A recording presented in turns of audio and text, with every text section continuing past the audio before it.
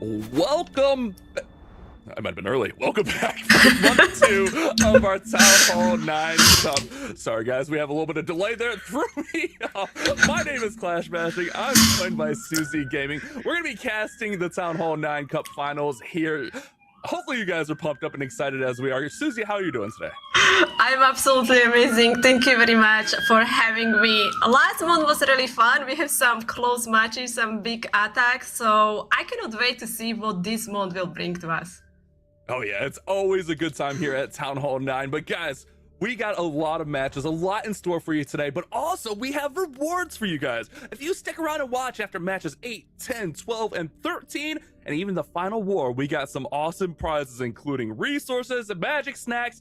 You guys don't want to miss that, so don't go anywhere. But Susie, why don't you talk us a little bit through the roadmap here?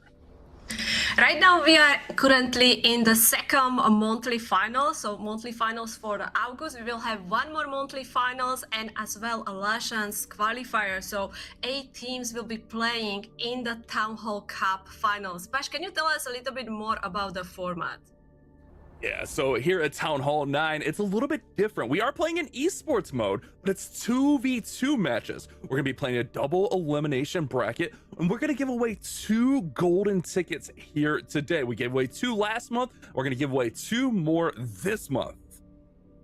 But let's go ahead and let's talk about the prize pool, because obviously, aside from the golden tickets, we have some awesome prizes. Yes, we do. The teams are playing for $1,500 prize pool. Of course, they're aiming for the golden tickets, which will belong to the place first and second. But as you can see, teams are not leaving today with the empty hands. For the 7th and 8th place, we have $100. But of course, the big money on the lines are starting from the 3rd place, $150, second $270, and first place $540. Wow, some awesome prizes on the line here. But guys, if you remember last month, we started from the very beginning. Today, we had some matches that have already been played. So let's go ahead and let's take a look at our bracket, I guess. We're seeing how things kind of look in here on the bracket. We're going to start up here up top with PizzaPastaAmore versus MrLuck MrLazy. Remember, MrLuck MrLazy already have that golden ticket. Our second semifinal 5G Esports versus Wabi and Sabi. And then we're going to move down to our lower bracket and play some elimination matches there. So that's kind of how our bracket is looking. But let's take a look at how we got here, Susie. Yeah, as Bash already mentioned it, we have some matches which were play off stream. We can look at Pizza Pasta versus Emperor. That match was decided by the time. Town Hall 9 is mostly about how quickly you can hit a triple. So we have few matches like Pizza Pasta winning with that 1 minute and 1 second average attack duration. MrLuck and MrLazy, they also took the victory with the time, but we also got some defenses like between the Empire and 5G Esports. There was actually defense where the MB Empire lost. Bash.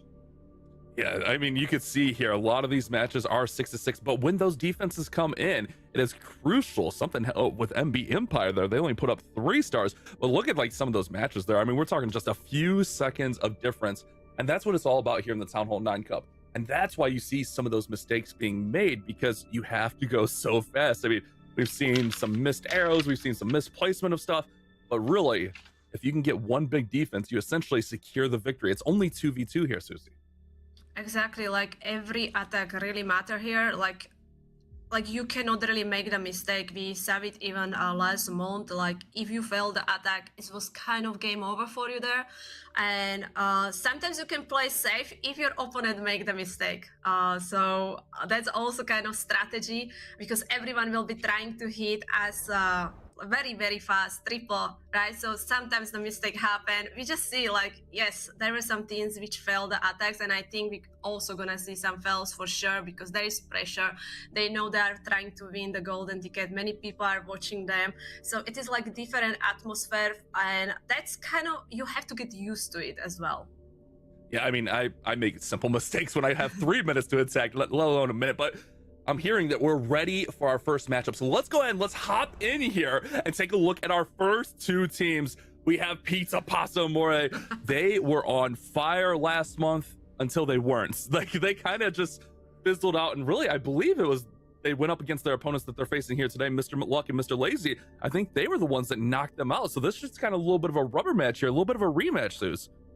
Yeah, like they were kind of unlucky as they were actually playing two golden ticket matches, right? The first one, they play against Green Fox, where they lost. So they went to the lower bracket where they were facing MrLuck and MrLazy, and they lost there again. Pizza Pasta is definitely one team which I think can make really far today, as they have so much experience. But Bash, tell us about MrLuck and MrLazy. We definitely hear this name a lot last month. Oh, these guys were on fire.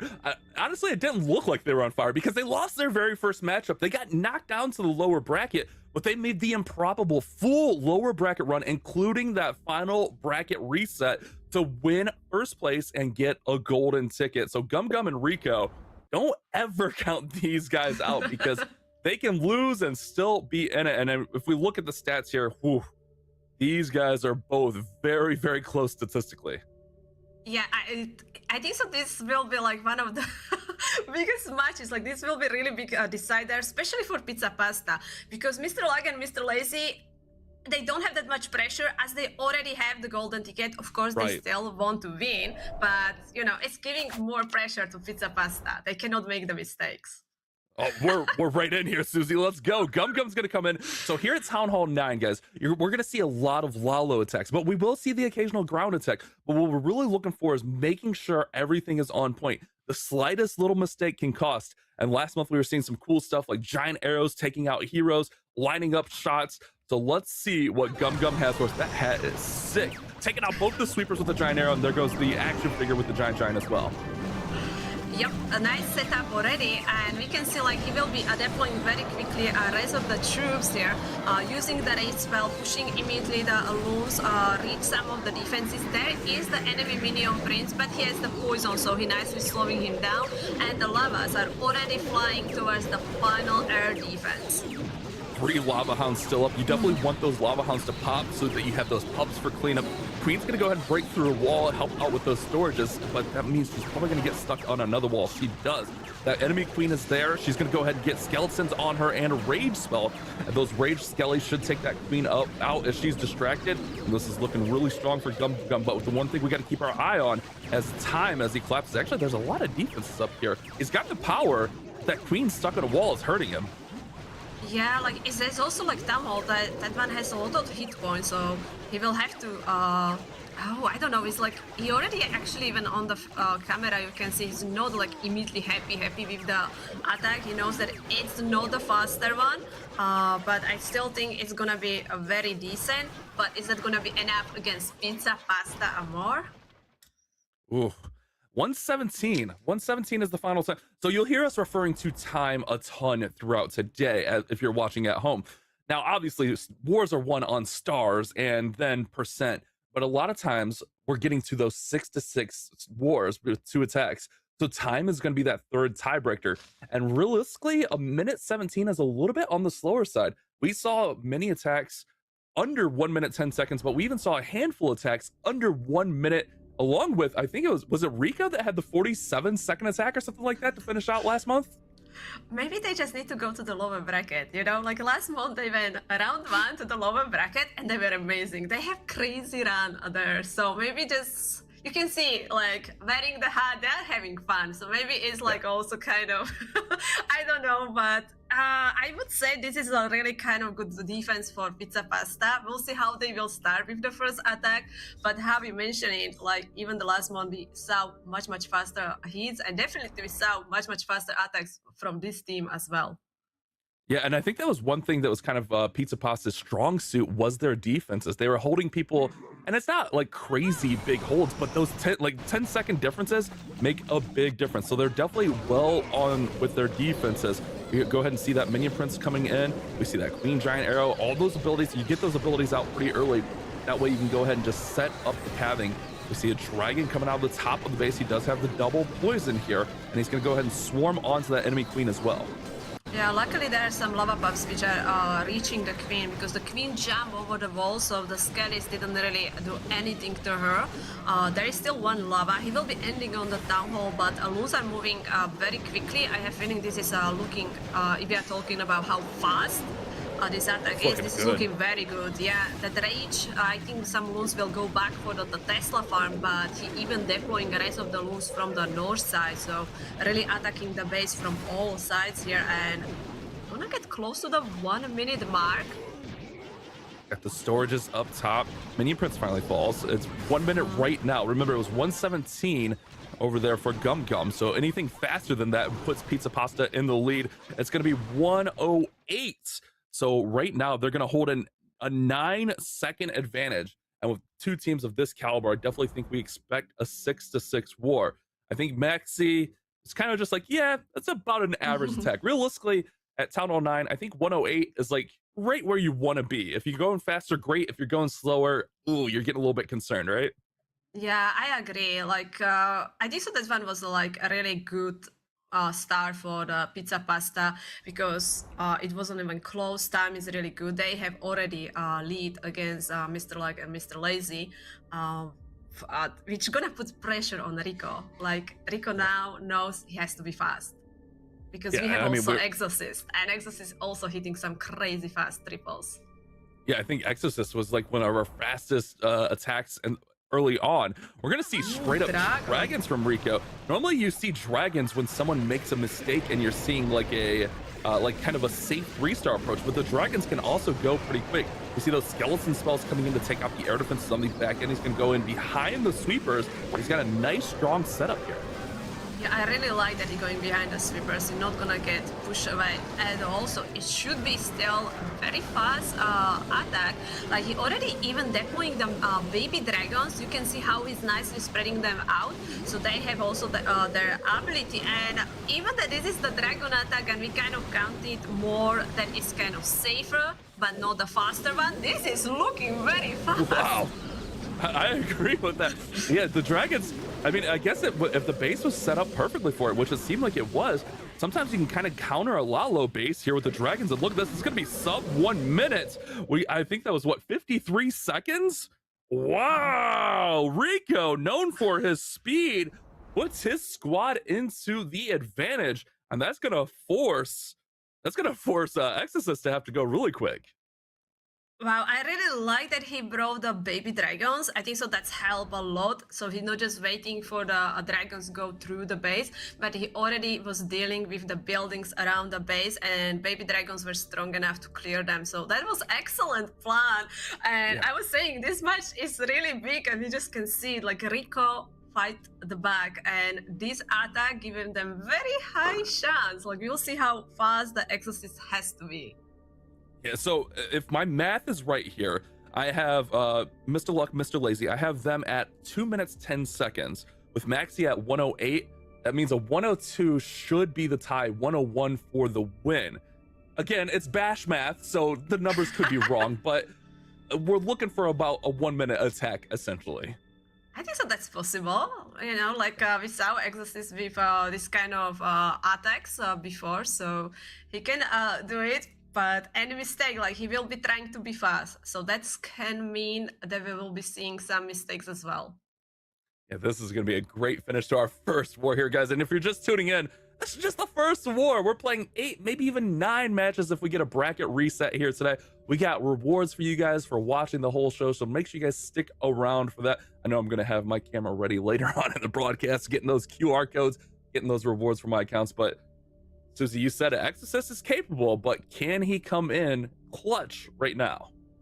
I think he can. I think this will be like 1 second difference between the teams.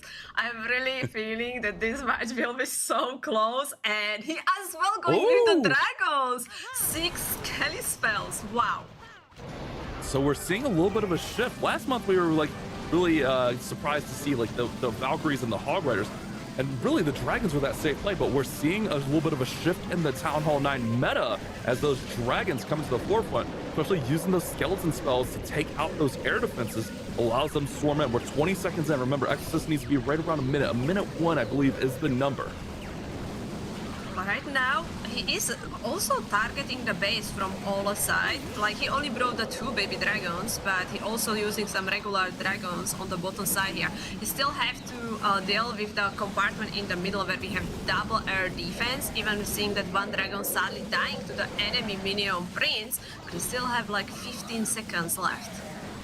The big problem was he didn't get that air defense out with the skeleton spell. It should be weakened. Here comes the minion prince to take it out. Yeah, it was one shot. He's just got a few buildings, but oh, the dragons!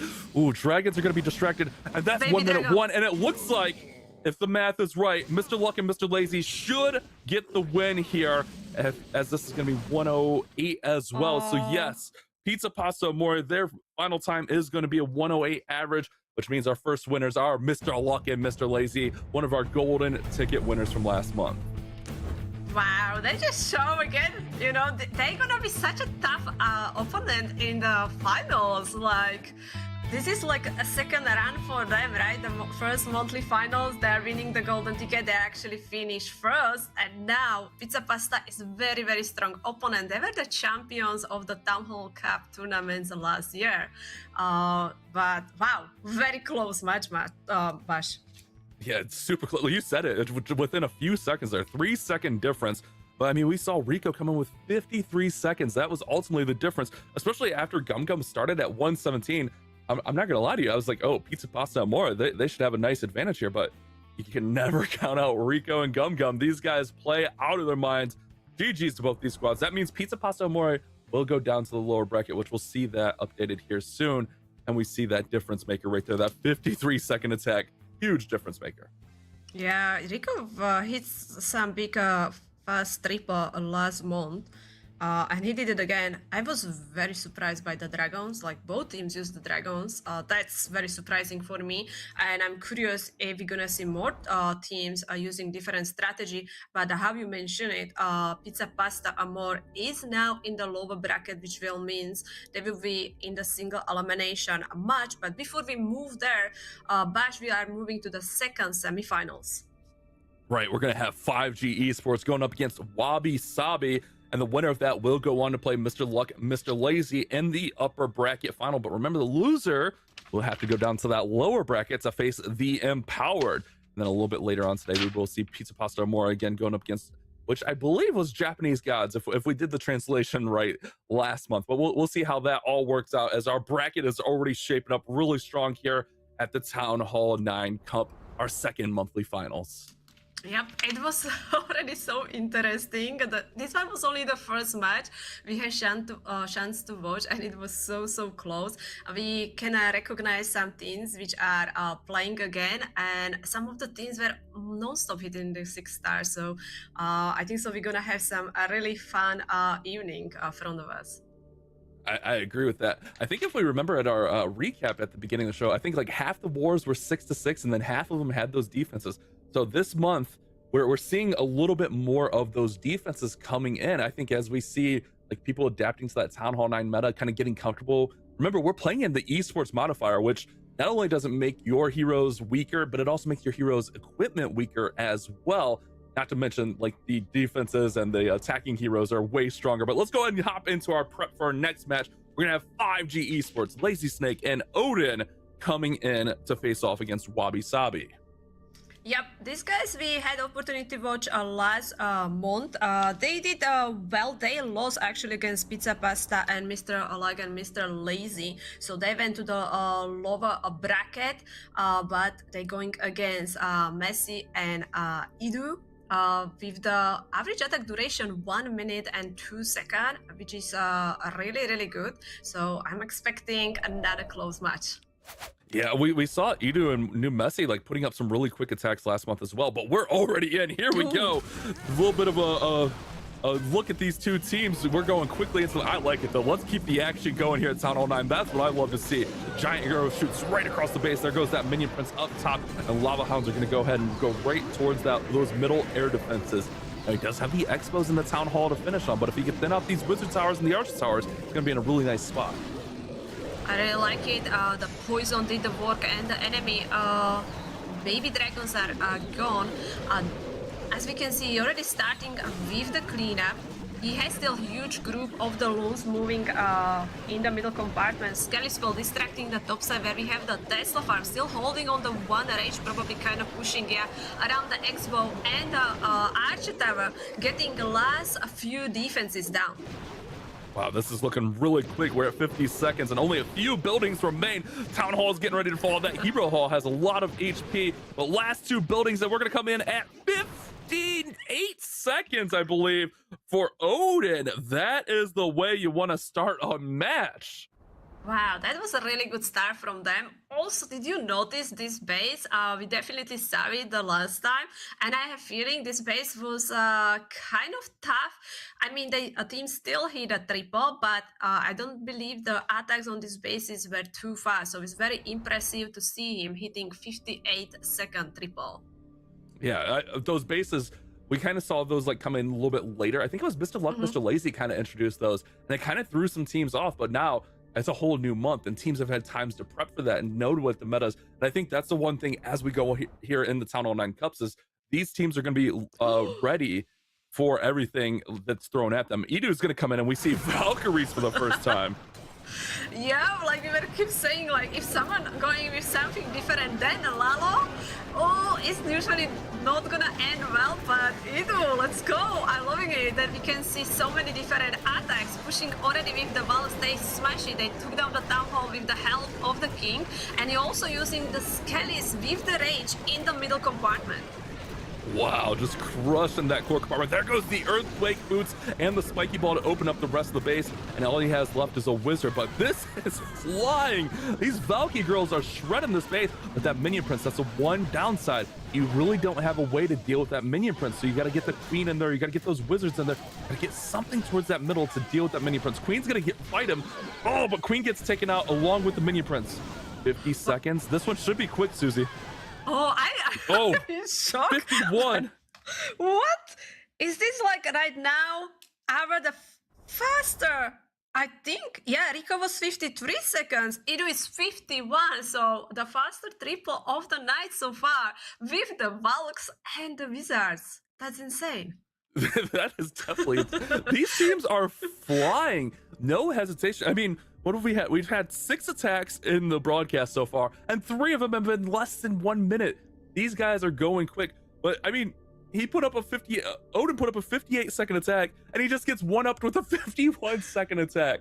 That was crazy. GG's to Edu there, especially with the Valkyries, like kind of an unconventional approach there. Yeah, I was in shock. Like I was like, is this gonna work? But I really like that he kind of went for the core of the base with the Skellies and Rage. There's something different, but there is a lot of pressure now on Lazy Snake. He also going with the Valks, but he as well bringing the Hawks. Okay, a little bit of a change here, and this was one of those attacks. Don't get me wrong, it was fine, it was good. This was an attack that was a little bit slower last month. So we'll have to see if things change, but we definitely got to get this attack flying through here. Gets that Minion Prince out, gets Clan Castle dealt with. Skeleton Spell is going to go ahead and pull that Tesla farm right up there on the top side of the base. And now Lazy Snake's got to get moving as he's already 30 seconds into this attack. I feel that he has a really kind of a slow opening. Most of the time we are seeing people immediately deploying all their troops, and Hawks finding the Spring Trap is definitely not working for him because the Hawks were not able to clear the Tesla farm, and that's gonna be tough for him. Like there is still Town Hall and he lost Look his at that heroes. Baby Dragon. Yeah, the Baby Dragon never went down. Double Giant Bombs going off the Valkyrie. This is gonna be a defense. This is gonna be a 1-star. This is 1-star. No. Wow. I mean, that's what we talk about. This anything could happen in the Town Hall 9 Cup, and we see it right here. Lazy Snake with the 1-star. So now Wabi Sabi know that all they really need is a 2-star, and they will win this war. 0 pressure onto them on their final attack. Wow, his heroes didn't really get much. I feel like the Queen just stayed behind the walls. Even that the walls were open, she was just like clearing all trash buildings and she didn't really help him, and all focus was on his King, and that just didn't go well. And the Hawks finding the traps, like this is also very good base building by Wabi Sabi team. Yeah, that's a huge momentum shift. like respectfully, obviously, because I'm just here casting talk about. I don't like the Valk Hog attack. It's either slower or it fails. I just do not like seeing that attack. And we saw that last month be a big issue for a lot of teams. Obviously, Lazy Snake very disappointed, but also he needs to feel fine because this is not an elimination matchup. They will go down to that lower bracket, but now Hero knows all he has to do is get a 2-star. Although this is 3-star bust because he's saving the Town Hall for the end. Yeah, the Town Hall is like outside of the base, so I think he will not have issue to get the Town Hall. Going with the Lalo, which is probably like one of the strongest strategy with Sabi in this tournament, and everything is looking good so far. He still have to deal with the enemy queen here, but I see already some lava pops targeting her. Yeah, got to get her down, get her under control. He does have a ton of minions on that Town Hall as well. First star is secured. Time's not really a factor here. This one's all about just securing that second star. And there we go. Wabi Sabi will get that victory with the 2-star. So we saw MrLuck and MrLazy win our very first match. And now Wabi Sabi will win our second matchup here. And that will set up our final upper bracket final. We'll have MrLuck MrLazy going up against Wabi Sabi a little bit later here today, which pushes 5G Esports down to the lower bracket for an elimination matchup. I mean, look at this. This is still a safe approach here. It's still minute 11. Yeah, that wasn't bad. Like, I'm curious if he was like changing the plan or he had this plan, but huge congratulations to them. How you mentioned it, they are staying in the upper bracket and progressing to the next round of the upper bracket. So congrats. And 5G Esports is moving to the lower bracket. We'll see how they will be dealing with the other teams there. Sadly, that 1-star, maybe I have to agree, the strategy Valks, Hogs, I think Hogs are really weak against the traps. Like Teslas do so much damage to them, spring traps, bombs, you know, there's so many ways how you can get rid of Hogs. Yeah, exactly. And especially like if you don't get that clan castle out, which we saw there. I mean, obviously, I'm sure it works just fine for most of the time, but when you start getting to these finals, that's when you're going to see these teams running these stronger, these tougher, these more annoying bases, so to speak. So that was the difference maker. Lazy Snake's 1-star unfortunately costing them the war, but Noob, Messi, and Edu, I mean, they were on fire. They were playing really quick. So taking a look at our updated brackets here, MrLuck MrLazy will face Wabi Sabi in that upper bracket final, which is very important because you essentially get 2 lives if you win that. And then we're going to move down to our lower bracket where we're going to see PizzaPastaAmore go up against Japanese. Again, I think it's Japanese gods, but we'll see that in our next matchup. And we'll see 5G Esports versus the Empowered a little bit later on. Yeah, we are really moving quickly here. And also reminder, like MrLuck and MrLazy are the winners of the golden ticket. So for Wabi Sabi, that's definitely a very, very good news there, because having the team which already has 1 golden ticket means that you have much, much higher possibility to win a golden ticket as well. Yeah, exactly. We're giving away 2 more golden tickets, and like this is huge for them. This, like, you definitely feel good about your odds because it also pushes them, if they do lose to MrLuck MrLazy, it pushes them a little bit further in that lower bracket. And if MrLuck MrLazy do end up winning it, if you make it to that lower bracket finals, you're going to get a golden ticket. So a lot of implications here as this tournament's going to play out. And as we promised at the start of the stream that we will have some rewards for you, we are already done with the first 2 matches. So guys, get ready, have your phones ready, and open your camera because soon Let me get my phone. we will be. Let me get going. Oh, sorry. Let's wait for Bash. Let's first wait for Bash. Are you ready? I'm good. Okay. I'm good. Here we go. All right. 3 magic stacks in here. All right, holding QR code. Oh yeah, we got it. Oh yeah, I'm loaded up. Mighty morsels. Oh, those mighty morsels are valuable. If you have a lower accounts where you don't have those equipments maxed out or anything, the mighty morsel can be a difference maker. So scan that QR on the screen. And guys, remember that QR code is only valid for a few moments here. So get it scanned, get it right now. Exactly, I couldn't agree more. Like, if you're especially doing rank attacks, you know, these magic snacks can help you a lot, and you will feel difference if you are slacking with the level of the equipment like I do. Yeah, exactly. You gotta get there, make it happen, guys. Again, that code is only going to be valid for a few seconds, or not a few seconds, a few minutes. So get that in, get that Scan. Sorry, I was getting those final scans. I was switching accounts. I see. I was switching accounts. I was distracted. I'm not gonna lie. I was ready to go. But yeah, hopefully that'll help you guys out on your accounts as we move forward. And don't go anywhere, because we're gonna have more of those rewards as we push forward here in our Town Hall 9 Cups. But let's go ahead and move forward to our next matchup. Yep, so we are back with the PizzaPastaAmore. I have a feeling we just watched a few minutes ago. They will be going against a Japanese team. Last month, only what they were hitting are 6 stars. Like, they actually lost their wars, all of their wars, because of the time. Yeah, and that's a heartbreaker when you're going out and you're 3-starring every single thing, but the time is the factor. But look, just looking at these stats, like it's just so crazy good. And again, we'll have to do the translation, but I think that's Japanese guys. These guys were really fun to watch, but obviously I called PizzaPastaAmore our favorites last month, and honestly I would say with the teams that we have left, and what, 5 out of the 6 coming into the broadcast getting 2 out of the 6 getting a golden ticket, with MrLuck MrLazy already having one. It's essentially 2 out of the 5. Yeah, you guys know what I'm talking about here. Their odds are really good to get a golden ticket. I can't talk. Sorry, guys. It's fine. But yeah, it's funny. They also, Pizza Pasta and Japanese team, they were facing each other in the first monthly finals, and Japanese team lost to them on time. So we'll see if they can get revenge. Like, even just look at their stats. They're just so close. I think it's gonna be another very close match here. And I'm curious, we're gonna see again like some different strategy here, because they really nicely surprise us. We already saw dragons, wizards, and valks. Of course, the Lalo. We also saw some hogs as well. And yeah, I don't know what else we're gonna see. Yeah, I mean, we should have a pretty big variety here, but I think Lalo's going to be the big thing. Dragons obviously making the big shift. I mean, Exorcist, we saw him coming in with those dragons. So we have a lot more variety kind of opening up here in our 2nd month of the Town Hall 9 Cups, which it's exciting for me personally. I like seeing more variety. Same. I think the teams were just watching the previews, the wars, and learning from the mistakes, and I think also the base building probably gonna change a little bit.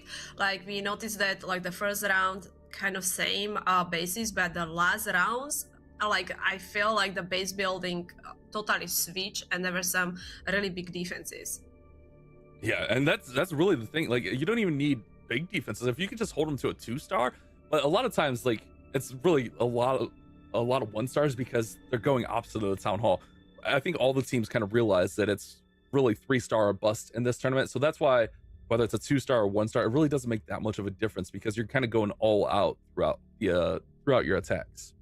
I agree. It's all about like one mistake, right? Like, you failed one attack, and you kind of can hope that other team gonna make the mistake as well, but usually that other team will be playing safe. So I think the priority should be always the triple, and after kind of thinking about how quickly I will hit a 3-star.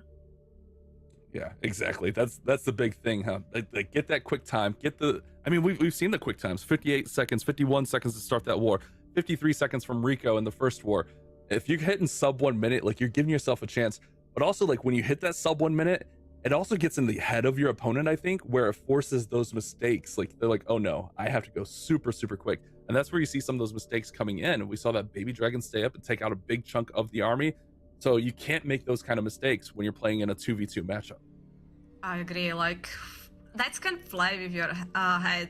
Like, especially if you have only 2 players per team, it's so much different. Like, I think, yeah, you cannot really hide in 5 versus 5, but you have really high possibility to still recover and win if your teammates hit a 1-star. We saw it, but in the 9th for Town Hall 9 in 2 versus 2, I don't think so. That is kind of possible.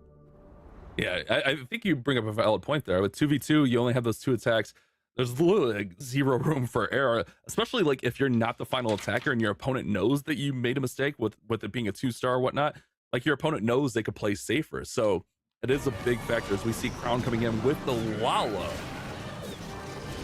Yeah, it's already starting from the Town Hall side. actually deploying both of his heroes there, dealing with the CC as well. Looks like that one baby dragon will be chasing the lava. No, he actually switched and going back for his troops. Gotta get everything in, get everything moving through the base here. Well, things are kind of fading because of that baby dragon. Queen's got to get that baby dragon under control, which she finally does. That baby dragon did quite a bit of work. Okay, like I really like already clean up everywhere. There is not that many defenses, only on the bottom side where he sadly didn't clear the archer tower with the Tesla, so he has to wait for the loons to make it all the way back and clear these defenses. Right now, he's getting close to that 1 minute mark. Yeah, should have enough force here. That's always what we're keeping our eye on, especially with the minion prince. Not a lot of defenses left. So Crown looking good here, but we're at 104, 105. It's got to get everything closed in here. It might be 1 minute, 10 seconds, maybe 111. 111 there for Crown. So a little bit on the slower side, but again, not the end of the, like, kind of like that average, okay kind of attack, you know? It feels like a kind of similar start when Pizza Pasta were facing MrLuck and MrLazy. So we saw that MrLuck and MrLazy were able to win. I think Gam Gam hit like 1 minute 17, so this one was even faster. They kind of need just like slow down, you know, some kind of defense. But I think 1 minute 11 is decent, but reminder this is single elimination, so I think you need to be a little bit close to that 1 minute mark. Yeah, I think you're right there, but you never know what your opponent's going to do. I mean, we saw the 1-star come in. You never know. But with Maxi and Exorcist, they don't miss a ton. I'm not going to say that they're not going to miss, because they have missed in the past, but you definitely want to like put as fast of a time, as quick up as possible, because you know Maxi and Exorcist are going to bring it here. So let's go ahead and let's see what Eve Max is going to do with his Lalo, setting up with that giant arrow or the queen. I mean, we see that all the time. Giant arrow, and then get that minion prince in there and hit his ability as well. Yeah, is he waiting for sniping the heroes? Because it went through the enemy queen. Yeah, he hit her. Yeah, he did. Like I noticed that he was like waiting, so I was like kind of is waiting for the heroes to be in the perfect position. But enemy queen is now really low HP, dropping the skelly spells on her, so she's not issue. There is still enemy dragon, but the poison should do work, and also he has some cleanup troops as well. It's got also the henchman there from the Minion Princess henchman puppet equipment, which that's one of the big things of using that Minion Princess ability so early, is you get those henchmen in there and you just have more force. It's all about just getting as much force on the board as possible. Just have a couple of minions here. He's going to go ahead and throw them in. Minion Princess up top working on the town hall. This is actually looking really quick here for Maxi. Just got to get through these storages and those hefty buildings in the middle. Oh yeah, look at that. He's shooting finger guns. He's excited. This one should be sub 1 minute. Oh wow, 53 seconds for Maxi. Oh wow, 53. I counted wrong. I thought it was 57. That is really, really fast. Triple from him. I love it that he still has so many loons alive, you know. It wasn't just depending on his minions, but yeah, he really have a great plunder, and now they have early lead here. Pressure on Japanese team again. Yeah, I like what he did there with the giant arrow, targeting that queen. It didn't take her out. Sometimes we saw like the lightning spell being paired with that, but it weakened her down enough that she wasn't a big factor for long in the attack. Because we've seen, like, if you leave that enemy queen up too long, you leave that enemy dragons in the clan castle up, it can really be a detriment to your attack. So dealing with her early, getting that out, but really, it just felt like he swarmed that base and got it under control really, really quickly. Agree there. Superman as well will be using the Lalo, but now he knows that he has to be very quick. Like Maxi hitting that 53 seconds triple, and his teammate with that 1 minute and 11 seconds. That is a lot, like huge difference in the time here. He going with the Skellies over the clan castle building, so he actually not pulling the CC yet. The Skellies will be destroying the clan castle, and he will be. That's actually very smart play by him. Yeah, very nice little, almost like Skelly Donut, an improvised Skelly Donut there, but more just Skelly spam onto the clan castle, so you don't have to worry about that. Now he's got to get this queen under control. Look at that queen in the bottom compartment. She's going to take these balloons out one by one, and he really has nothing there, and that's going to be the big factor here. If he can't get that queen down, this has the threat of being a 1-star. Okay, enemy queen is still alive. She is picking up these loons around the X-bow. He does not have any order loons. That's gonna slow his attack quite a lot. Likely the minions took down the town hall, but we now have to wait for the minion prince to clear the rest of the defenses. Yeah, and that's gonna be really slow, especially with Maxi going 53 seconds. This is gonna be way too slow. Oh no, this 110, 115 probably-ish. That queen is still up. Nothing took out that enemy queen. And this is going to be way too slow for the Japanese gods team. Oh. You think Exorcist is definitely going to be able to make this up. Exorcist is going to need like a minute 30. He's going to have so much time to work with here. Yeah, I think he just can't play safe. Like, I don't even think he needs to try to go fast, you know, just like probably gonna go with the dragons and make sure he gonna hit a triple. But looks like for Japanese team, again, same stuff. Like, they will be probably losing on the time. Like, they are really consistent with hitting the triples, just their triples are not fast enough to keep them progressing in the bracket. But you see on an attack like that, the importance of taking care of that enemy queen. We saw like Maxi make her a priority with that giant arrow. That queen stayed up in the middle of that compartment and just took out balloon after balloon after balloon. You just lose that force. Yeah, he had enough force there, but I think that goes to show the base building of PizzaPastaAmore. Yes, they did give up a really fast attack, but also they can slow some teams down. Look at this for Exorcist. Dragons again, but 8 skeleton spells now. Wow, that's all focus on the skellies. Okay, that will be big skelly spam, but I'm loving it. Like, dragons, I think so is smart choice, but he also used the dragon attacks in his previous match here. Nicely already working from the 12 o'clock with the queen and starting with the dragons. They will be reaching the town hall. There is still one sweeper left right behind the town hall, so some of the dragons will get pushed away. Yeah, but the main thing here is get the 3-star and get it with like he's got a ton of time realistically here. I mean, he could really be like a minute 30, but so just get a solid 3-star and he'll be fine. It might even be slower than a minute 30 that he could be at. Yeah, I think it's like a minute 40 something he could be at and be fine. So he is good. Exorcist is going to get the victory, and PizzaPastaAmore should move forward here in our lower bracket. Although that dragon, nah, he's a swarm of dragons. He's fine. Yeah, he's fine, but I'm sure he, like, you know, if you hit a triple, it's kind of boost you to go to the next match, right? Then if you hit like slow triple, but this one was still pretty fast, so very good job by Exorcist, and huge congratulations, PizzaPastaAmore surviving in that lower bracket, and we are about to lose one of the teams. Japanese team is getting eliminated, as you guys were watching match from the lower bracket. Unfortunate for them, but remember, they're not walking home empty-handed. They will get some prize money, but PizzaPastaAmore get the job done in this matchup here, which is going to shape things up even more. But man, what a decisive victory for them. Maxi coming in with a 53-second attack. Taking a look at the stats here, sub 1 minute average is impressive. Yeah, that's definitely a good for them because they are in that lower bracket and they will have to go through more rounds to try to even go back to the grand finals. So hitting this kind of triples, it's kind of building the momentum for them. And yeah, that was a really nice attack from Maxi, and huge start for PizzaPastaAmore, because I think the Japanese team was not easy opponent. How I mentioned before, they keep hitting the triples. It's just they weren't that fast like the Pizza Pasta. Yeah, exactly. They're a very good, consistent team. We saw them last month. They were giving teams fits as well. So definitely a team that we see. But now taking a look at our upper bracket, or taking a look at our bracket here, if chat is correct here, our upper bracket is actually our golden ticket winners from last month. Wabi Sabi may have been Green Fox, which I was trying to look and confirm. We're getting confirmation from our league operations, but our upper bracket both may have a golden ticket, which could mean that our lower bracket has even more to play for, as our next matchup will be 5G Esports versus the Empowered.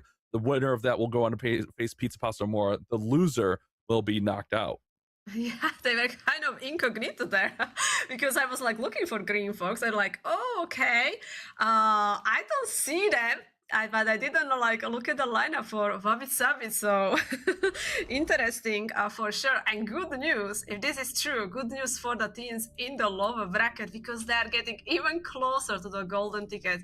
Like today, 2 teams will be getting golden ticket, but also the teams which are getting eliminated today, they are earning the points because we will have the Nations qualifier, and in this Nations qualifier, only the teams with the points will be able to play. So if you made it to the monthly finals, I think you have really high possibility to make it to the top 8 in the leaderboard and being able to play the Nations qualifier. And if we get that confirmation, I believe like Pizza Pasta should be a golden ticket winner because they'll go on to play the winner of this next match, which that'll be our last 2 teams without a golden ticket because the only other 2 teams will both have a golden ticket. So I think that technically secured them a golden ticket, assuming that that is Green Fox, which I'm pretty sure it is. Chat seems confident that it is. PizzaPastaAmore may have just secured a golden ticket, and this could be a golden ticket matchup right here as well, chat. That's so true. Like we kind of missed it. Yeah, we did. Yeah, it wasn't just like single elimination match, but hello, that was match for the golden ticket. So yeah, we will see. The name change just threw us off. You know, we're looking for names. You can't go changing your names on us in here, guys. We need consistency throughout. We can't handle name changes. Yeah, so true. Like my memory is already bad. How could I remember like that you are changing the name? But yeah, we will wait a few seconds before that. But let's look at the lower bracket and next match. So we have 5G Esports, Lazy Snake, and Odin with that 1 minute and 8 seconds attack average attack duration. Team which we already watched, of course, today and also the last month. So they have plenty of experience with the Town Hall 9. Yeah, exactly. All these teams here this month, I mean, we've seen them last month, but it's really like who can be consistent, who can not make those mistakes. As we see the Empowered here, a little bit of I'm pretty sure a newer team here with Thunder Spear and Zeta Knight. We take a look at their win-loss. I mean, their hit rate, their attack duration, they're really on par with where they need to be. But now going up against 5G Esports, who may be a little bit rattled. I think if you're on your game, you're playing consistent, you're playing strong, you have a chance to kind of win this matchup and move forward. Again, this could be, we're waiting for 100% confirmation. We're pretty confident, but we're waiting for 100% confirmation from our league ops that this could be a golden ticket matchup right here. That would be huge. Just don't tell the teams, you know, because it's even more pressure. Just don't tell them. Everyone, shh, let's not tell them, right? So they just focus, just win this war, and after, hey, by the way, you won the golden ticket, you know? Some extra surprise for them. Yeah, again, as soon as we get 100% confirmation on that, we will let you guys know. But here, taking a look at the stats, it looks like a little bit of an advantage actually over to the Empowered, where they have average destruction percent higher, average stars are higher, 3-star rates higher, pretty much a big advantage throughout here for the Empowered in this matchup. Yeah, they're looking really, really good, I would say. But I'm still going with the like 5G Esport already has experience in this kind of tournament, so I think so that's also kind of gonna play the role for them. I'm curious like how well they will play. Yeah, we haven't seen them on broadcast yet here. Yeah. 5G we saw obviously with the 1-star, but I think like with the 1-star, I don't think that's like the end of the world. Obviously a 1-star could happen at any given time. It's not like he's gonna go out there and try to 1-star again. He's gonna try to correct the mistakes, and the bases will be different. So let's see how this one shakes out, but this could actually be a really huge matchup as we're getting ready to hop in for match number 4 here on our Town Hall 9 monthly finals. Thunder Spear coming in with Valkyries and Wizards again, not Hogs. We saw those Valkyries go quick earlier, so let's see what Thunder Spear can do. Yeah, like I'm a big fan of Valves because they can go through the base very quickly here, and many times they don't even need a jump, right? Because they can open the walls quickly as well. He brought the jump for mostly for the king, which is now using his equipment, and I just love when the earthquake boots like just destroy the wall and buildings around. That is just such powerful equipment, especially on the Town Hall 9. Wow, that was a crazy earthquake boots, especially with the Valk attack, where the Valks just need, really just gotta let the Valks have access to the base. But this is fading a little bit here. He does still have some Valk girls running around up the top side. But that Expo, oh, giant bomb now. That Expo's doing a lot of work. 1 minute elapsed. He's really just gotta get the queen into this compartment, but time is definitely ticking. I hope so that Queen can clear it, because the Expo, oh no, don't two star. Oh! Uh-oh. That's huge. Wow. No. Wow, that's that Expo. Remember, those defenses hit harder here in esports mode, guys.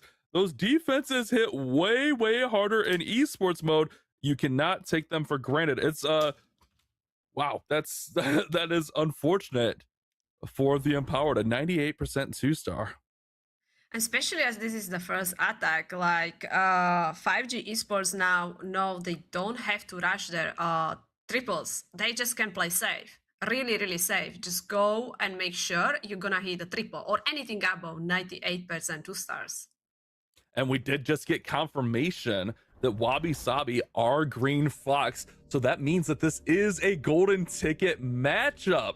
So our upper bracket teams both have golden tickets, which means PizzaPastaAmore with that last victory. Obviously, we missed the celebration, but they got the golden ticket. And now 5G are in the driver's seat to secure their golden ticket. Wow, look at the base. Again, this kind of style of the base when you have these compartments split here. Odin going with the Lalo, which is powerful strategy. I like it. Nice minion prince ability, slowing down everything around the enemy CC, and there is also the enemy minion prince as well. We can see that CC still chasing some of his troops, but looks like the dragon is still alive, so a little bit worried about the minion prince there. I think so we're gonna lose him, and the dragon going after his wolves now. Good call there, Susie, as the dragon takes out the minion prince. Oh, I mean, you know, we said 5G were in the driver's seat, but now, I mean, look at that defending minion prince, that defending dragon there. He still has queen, he still has some balloons. Realistically, time isn't going to matter here. If he can get a 3-star, time is not a factor. So if this queen can get the dragon under control, which she should, he's okay. Yes, it's going to be a slower attack, but it's okay. It was very nice play by him using the rage over the minions, because there was Tesla front of the Town Hall, and Teslas are doing a lot of damage. At this stage, on the Town Hall 9, Teslas are very powerful, so he could lose the huge group of the troops there. So he invested the spell, and he was able to clear the Town Hall. And I have to say, it's not about time, it's all about if he hits the triple, and he did it. So 5G Esport now taking the lead here, but I even thinking about the next few matches, like this one was definitely not that fast. Right. And honestly, like, he kind of lucked out that Empowered 2-starred, because, I mean, 1 minute 24 seconds, that's a pretty slow attack, but it doesn't matter. At the end of the day, they did 2-star, so that means that Odin's 124 3-star puts them in a huge advantage. They just need one more 3-star, and they will get the golden ticket from the lower bracket, which is kind of insane. I cannot believe that we are already talking about the golden ticket. It's going so fast.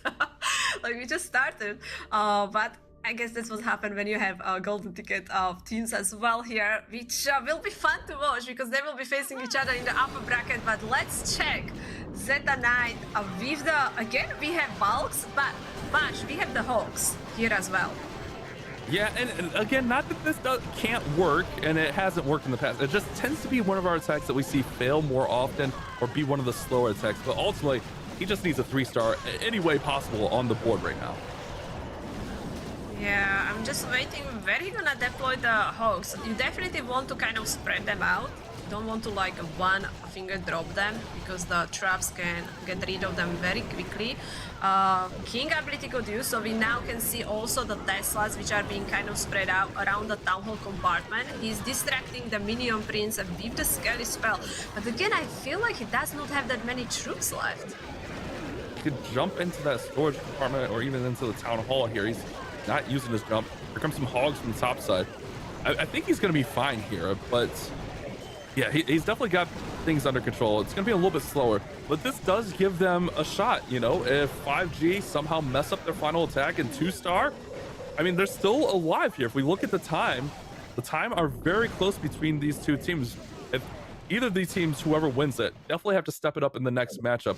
Ooh, what did he miss? Oh, that one builder hut right there. So this one's gonna be slow, but it does give Empowered at least a little bit of hope. Yep, for sure. Like, still, something can go wrong if they have good base. Maybe they can get defense. Like, with Sabi, the base building really matter. It can change the result. So there's still some hope. Yeah, and we're definitely seeing like these esports modifiers making a big difference. Remember, all defenses hit 25% harder. The defending heroes are hitting 25% harder. Your heroes are. It's just so crazy, the esports modifier. Yeah, we're talking about 1 minute attacks, but I mean, go out there on your Town Hall 9, throw up a friendly challenge, and try to 3-star in a minute. It is not as easy as you may think. But now the situation is, if 5G Esports can get any 3-star, it doesn't matter if it's a 3-minute 3-star, any 3-star will secure them the victory, therefore securing them the golden ticket. So a lot riding on this attack. Yeah, I'll not risk it, just play safe, because you are playing also for the golden ticket. One mistake and you can lose the chance, because it's not just like you lose the chance to get the golden ticket this month, but also you will get eliminated as well. But also, after this matchup, guys, we're going to have more rewards for you, so stick around for that. Our golden tickets are going to be decided after this matchup, but we still have tons of rewards to give you guys, so don't go anywhere so you guys can scan those QR codes and get the rewards on the screen. Lazy Snake is coming in with that Lala, Queen Giant Arrow working through. You see those henchmen in there with the minion prince. Got to get the clan castle under control. He's got Dragon, Baby Dragon there. Nice spread here on the balloons. I really like this approach from Lazy Snake. I agree with that. It's looking already so good. Like, he's moving through the base very quickly. Has to get rid of the enemy queen, but I see some skellies actually going after the queen. I think some of them are sadly behind the wall. So queen is sniping some of the loons, but his queen is now stepping in and can help as well. She's going to go ahead and hop right on in there. He's got plenty of force, and this will be the victory for 5G Esports. A little bit of redemption here for Lazy Snake, as not only was it a 3-star, but look at this. It's going to be right around 1 minute. Nice fast attack, exactly what he was hoping for, and 5G Esports have done it. They get the victory, which also means they get the golden ticket.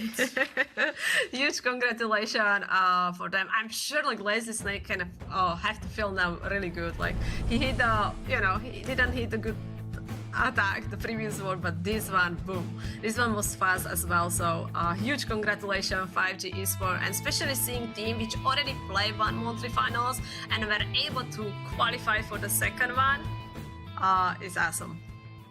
Yeah, that was GG's to them there. We get the golden ticket animation. I almost felt bad for PizzaPastaAmore. We didn't realize it, that they didn't get their golden ticket celebration, but it's all good. They know they're feeling good, and everything's looking good. Oh, look, there we go. Shout out production. So our golden tickets have been decided for this month, but we will be playing for prize money. Remember, the further that you make it, the more prize money that you receive. So still a lot of implications, but not only that, you guys, you viewers at home, we have a lot more rewards still to come. So, our golden tickets are decided, but we still have a lot of awesome clashing to happen. So we're going to pop back up to our upper bracket final, where we're going to have MrLuck MrLazy going up against Wabi Sabi, aka Green Fox. They threw us off a little bit there. And then we'll move back down to the lower bracket for 5G versus PizzaPastaAmore. And then we'll settle that lower bracket final from there. A lot of craziness already happening, Susie. I like, even they already have the golden ticket, like, I think so their teams are also playing for glory, right? MrLuck and MrLazy, they won the last monthly finals. I'm sure Sabi will be now aiming to get the title, right? They want to win the monthly finals as well. And of course, the MrLuck and MrLazy will try their best to defend as they want to win it again. I think there is not like, I mean, if I'm thinking about the Town Hall 18, I'm like going back to Zeus that like able to win the monthly finals back to back, but that is very rare. So seeing that on all the Town Halls, I feel like same. I think so it's even more rare like on the higher Town Halls, because this one is 2v2. Right, exactly. But guys, it's time. Get your phones. Get ready. I also saw the links were in chat. It's time for our next reward. We're gonna have 3 million gold for you. Save you a little bit of farming. We'll have a QR code popping up on the screen. I'm ready. I got it. Oh yeah, here we go. 3 billion gold. All you have to do is scan that QR code. I did see in our chats last time that our admins, our mods, were putting the links to in there as well. So scan that, get that in there, guys. That is your reward for watching us here in the Town Hall 9 Cups. And then after 2 more matches, we're gonna have another reward for you guys. So this isn't our last one. We actually still have 3 more rewards to give away, Susie. Yeah, and one of them is the Builder Bite, one of my favorite magic snacks. So don't miss it. You know, like it is really cool because like the rewards are happening after every match, so you will have plenty of them. And also don't forget, it will be available only for a few minutes. So make sure. I'm sure many of you have many accounts, so make sure you claim it on each account. 3 million goals. You know, it's easy farming. You know, like you're gonna get easy a loot like in less than a few seconds. Right, yeah, I mean that's like the most upper echelon of farming attacks, getting 3 million off of a boost. You know, that's good. Yeah. That's what you really want. So scan that QR code, get you an upgrade going here maybe today as you get ready for our next matchups here, which we will decide that upper bracket. Remember, whoever wins this next matchup, they'll go to the upper bracket final, where they will have that extra life, so to speak. So whoever comes from the lower bracket will have to defeat the winner twice of our upper bracket. So a lot of advantage to win this next matchup. It's also awesome because both teams has the golden ticket. Like we kind of have a review because these teams will be playing in the Town Hall Cup finals later in this year, and seeing them already facing each other is kind of cool because we can see how good they are. MrLuck MrLazy and both Wabi and Sabi, they have a lot of experience. They have good paces and they have very strong offense. Like Bash, just look at these stats. Yeah, this is going to be a matchup here. I mean, we saw these 2 teams play last month, and remember, it was MrLuck MrLazy forcing the bracket reset and getting the golden, or I guess they both got golden tickets, but getting the victory throughout that bracket reset. These 2 teams have been playing on fire in the Town Hall 9 Cups. We saw 53-second attacks. We saw a 51-second attack. So these guys are going to bring it in this next matchup. Yeah, like it's that close average attack duration. It's such a small difference. And Bash, we are already live. Edu opening here with the Valks and Wizards, setting up that arrow and immediately cutting. I would say like he's starting with the king from the bottom side. Queen is already targeting the Town Hall and got rid of the enemy minion prince, which is good as he's using the ground strategy. Remember, this is what Edu used when he put up a 51-second attack. So quick. Got to get to that queen in the middle, which is going to use the king's earthquake boots, which will open that up and allow that queen to be able to be targeted. It's got everything working from the top side, but that dragon, that defending dragon, is just raining down fire onto his Valkyries. Now the Wizards finally get it down. A little bit of a sigh of relief once that dragon goes down. Now it's just all about how can he clear the remaining defenses. Yeah, I was a little bit worried about the dragon because this wizard didn't do that much damage, so it took a while, but he's still moving quickly, and you can see how quickly these Valks are opening the walls. Like, they're amazing on this, and this is looking like attack under 1 minute. Can that happen? Wow. Was that 1:59 or 59 seconds? Yeah, he barely broke 1 minute, but Edu keeping a sub 1 minute streak alive. But you kind of said it there, Susie. Sometimes we'll see like queens get stuck on walls or troops get stuck on walls. But if you get like a little pack of like 6 Valkyries, they will shred a wall. And we see them just opening up the base. Not to mention the King's Earthquake Boots is such a nice equipment to have. And Edu has been on fire in our tournament so far. He put up, what was it, 51? It was 51 in those last 4, 59 here. So he's averaging 55 seconds attacks. That's going to put a lot of pressure over to Gum Gum and Rico. Yeah, and I think it was a really good attack because MrLazy and MrLuck, they were really good with the defenses, with the bases. So being able to hit that quick triple is awesome. I really like that he had a queen to deal with the enemy minion prince, especially as he was using the Valk. So he just makes sure that was nothing going on his troops. Gum Gum will be our next attacker, and Gum Gum now actually shifting over to the Dragons. So we're seeing that shift where dragons can come in. If you can get these air defenses taken out with some skeleton spells, the air defenses were in a line, so the queen actually sniped out 2 air defenses. That's a huge pickup here. Now, if you can get the queen to walk down and around that outside compartment, that would be great. But I think she's going to go up and around and maybe even get stuck in a wall here.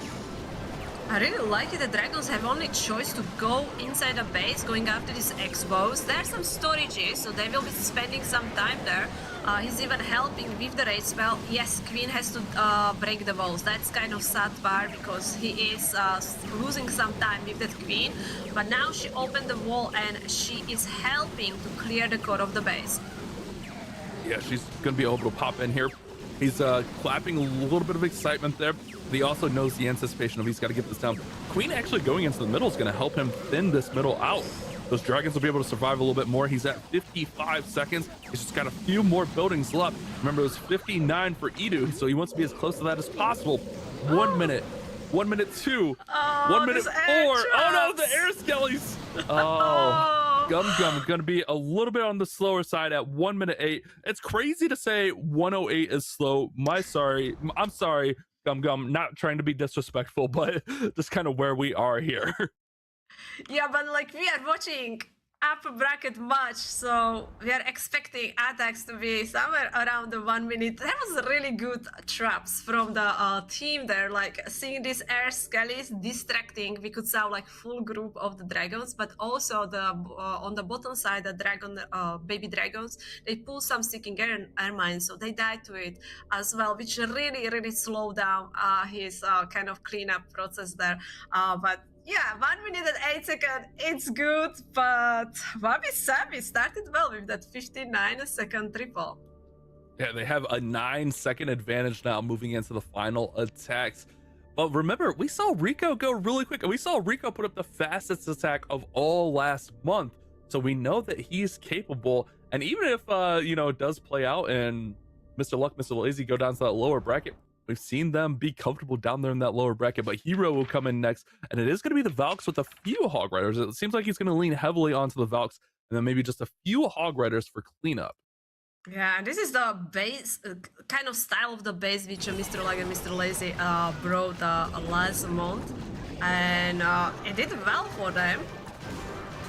He's using already some spells over the clan castle building, poison on the dragon, but I have a feeling the dragon is kind of out of the poison, so he's now depending on the wizards. We can see he deployed few extra to help with the dragons, and he already clearing the bottom side with the Valks, but there is a lot of traps. Okay, good call on that. Getting those wizards in there to take that dragon out.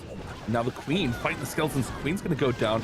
Does have wall breakers, going to open up that compartment. The Valkyries are all going to collapse down here. I mean, time is looking really good as he's at 40 seconds just now, and he's at 88% already. Look at all those skeletons. He's just got to get into this final compartment, but with the skeletons, the Valks, he should be able to get in there really quickly. He's got some more Valks coming over here. 50 seconds have elapsed. This could be a little bit of an opening that MrLuck and MrLazy are looking for, as this one should be like right around 1 minute, a little bit over 1 minute actually. Yeah, the what was it? 1 minute 1, 1 minute 2. I mean, it still was very close. Fast attack. He could be even faster, but the bottom side of the base was trapped really well. Like so many of his Valks hit the spring traps as well, and there were some giant bombs, so he lost the troops, and he had to kind of depending on his army from the north side come back all the way down.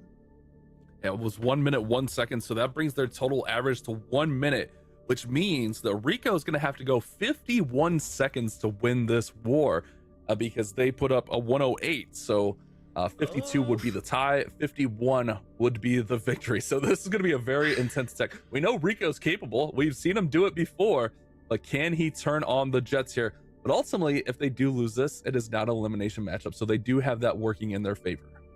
Yeah, but you don't want to go to the lower bracket, right?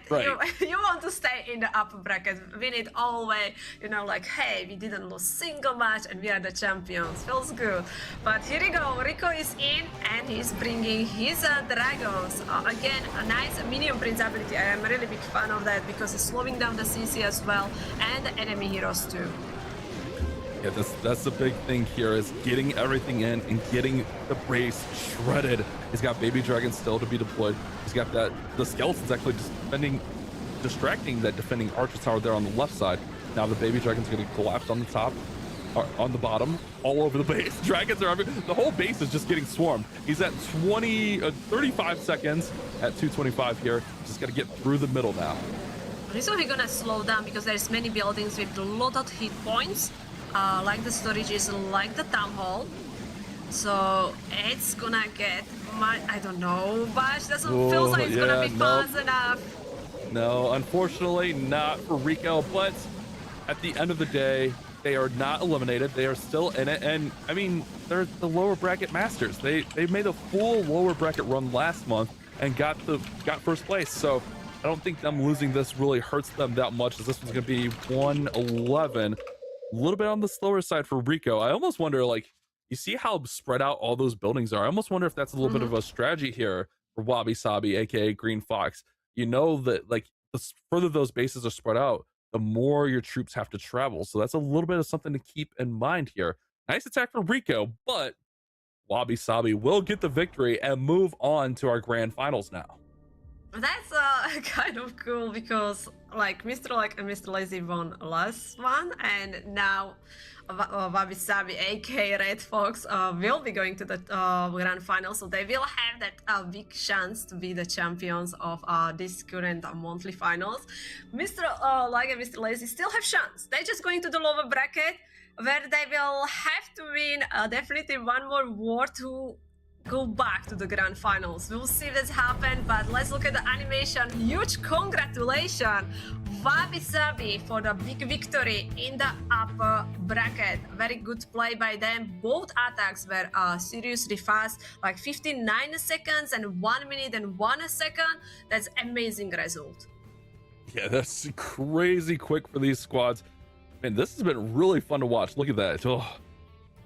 Yeah, I've been enjoying this. These teams are going crazy right now, putting up really fast times. I mean, we're seeing these sub 1 minute attacks coming in nonstop, but that means we're going to move back down to our lower bracket and settle that out. Wabi Sabi will be waiting there in our grand finals, so whoever makes it from the lower bracket will play them. But we'll see 5G Esports versus PizzaPastaAmore coming up next. That will be our next matchup. And then we'll have the winner of that playing up against MrLuck and MrLazy. Okay, so we still have a lot of matches to be played, but guys, also not only that, we have a lot of rewards for you. So don't go anywhere. Stay tuned. I mean, we're not going anywhere. We're staying rolling. We're flying through. We're going. I love it. I love it. We picked up the pace this month. The attacks are fast. The wards are moving. I love what we're doing right now. I agree. Like, it's a lot of fun. Like, I'm so nicely surprised that we can see so many different strategies.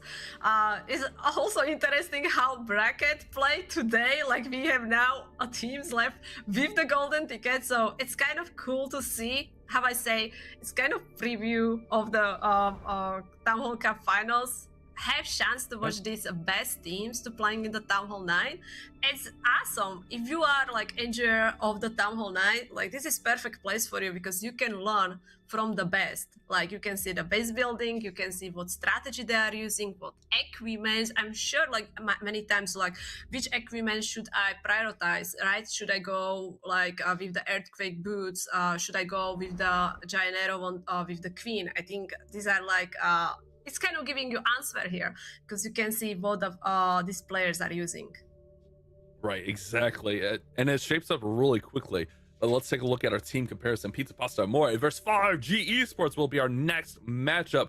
Definitely, like the way things have gone today, you definitely feel that PizzaPastaAmore have the advantage. And looking at the stats, it kind of backs up that thought that they are statistically in the advantage spot coming into this war. Yeah, like we saw like 5G Esports has that fail, but they still were able to win the next war, and they're back in this one. Like I think now the pressure is kind of gone and they just can fully focus on the war and of course try to get as far as possible. So I think it's gonna be probably different play, or maybe gonna be seeing like different strategies as well. Yeah, I would agree with that. I think we're definitely going to see that, especially moving forward, with the teams that we have remaining, I think we're going to start seeing a lot more dragons being played, because it seems like the dragons are definitely that meta troop. But remember, 5G, they like to mix it up with a lot of ground as well. So I still think with the teams in here, we'll see a lot of variety. I mean, Wabi Sabi, we see Edu coming in with the Valkyries all the time. So Valkyries, dragons, Lalo, I think we'll still see all of it here in the rest of our tournament. Yeah, maybe they're gonna take some risk because I think so now is the perfect time to take some risk, and like I'm still waiting for some crazy giant arrow where he will be able to snipe both heroes or something like that, or some skelly donut, you know. So we'll see. I mean, yeah, you said the skelly donut. We saw that earlier, and that was really cool. It's just all those little tricks that you can throw at a base, but it has to be the right situation. That's the one thing, is you can't just force a skelly donut. Like, it's got to be the right situation. So we're going to see Odin coming in with a Lalo to start. He does have 5 of those skeleton spells, so maybe a heavy dive into that top compartment here. He's going to go ahead and shoot that queen arrow right across. Actually, he's going to go with like the dragon approach here, taking out the air defenses. I thought he might just try to swarm that top compartment and the expos with some skeleton spells, but he's going to actually take out those air defenses and just set up the pathing so those lava hounds will provide support for the Lalo. Yeah, I'm like, first of all, I recognize the base. Maybe they just changed a little bit traps here. Nice, like he saw the Tesla farm, so he's going a little bit heavier with the loons on that side. Sissy is already gone. We have huge army of the loons over the expo. I was a little bit worried because there was enemy minion prince, but he got rid of him. He still have 2 lavas up as well. Yeah, that's a lot of troops up. That's a lot of force up. Odin is cooking here. He's at 50 seconds though, and he's got to collapse a lot of this base really quickly. Although he has a lot of force, the one thing is sometimes you want those hounds to pop so you can have the extra pups in there for cleanup. As 1 minute has elapsed here, it's going to be right around 110-ish, give or take a few seconds, as he's just trying to get these final few buildings. It's going to be 111 right there for Odin. So not bad. Not remarkably fast, but not bad either.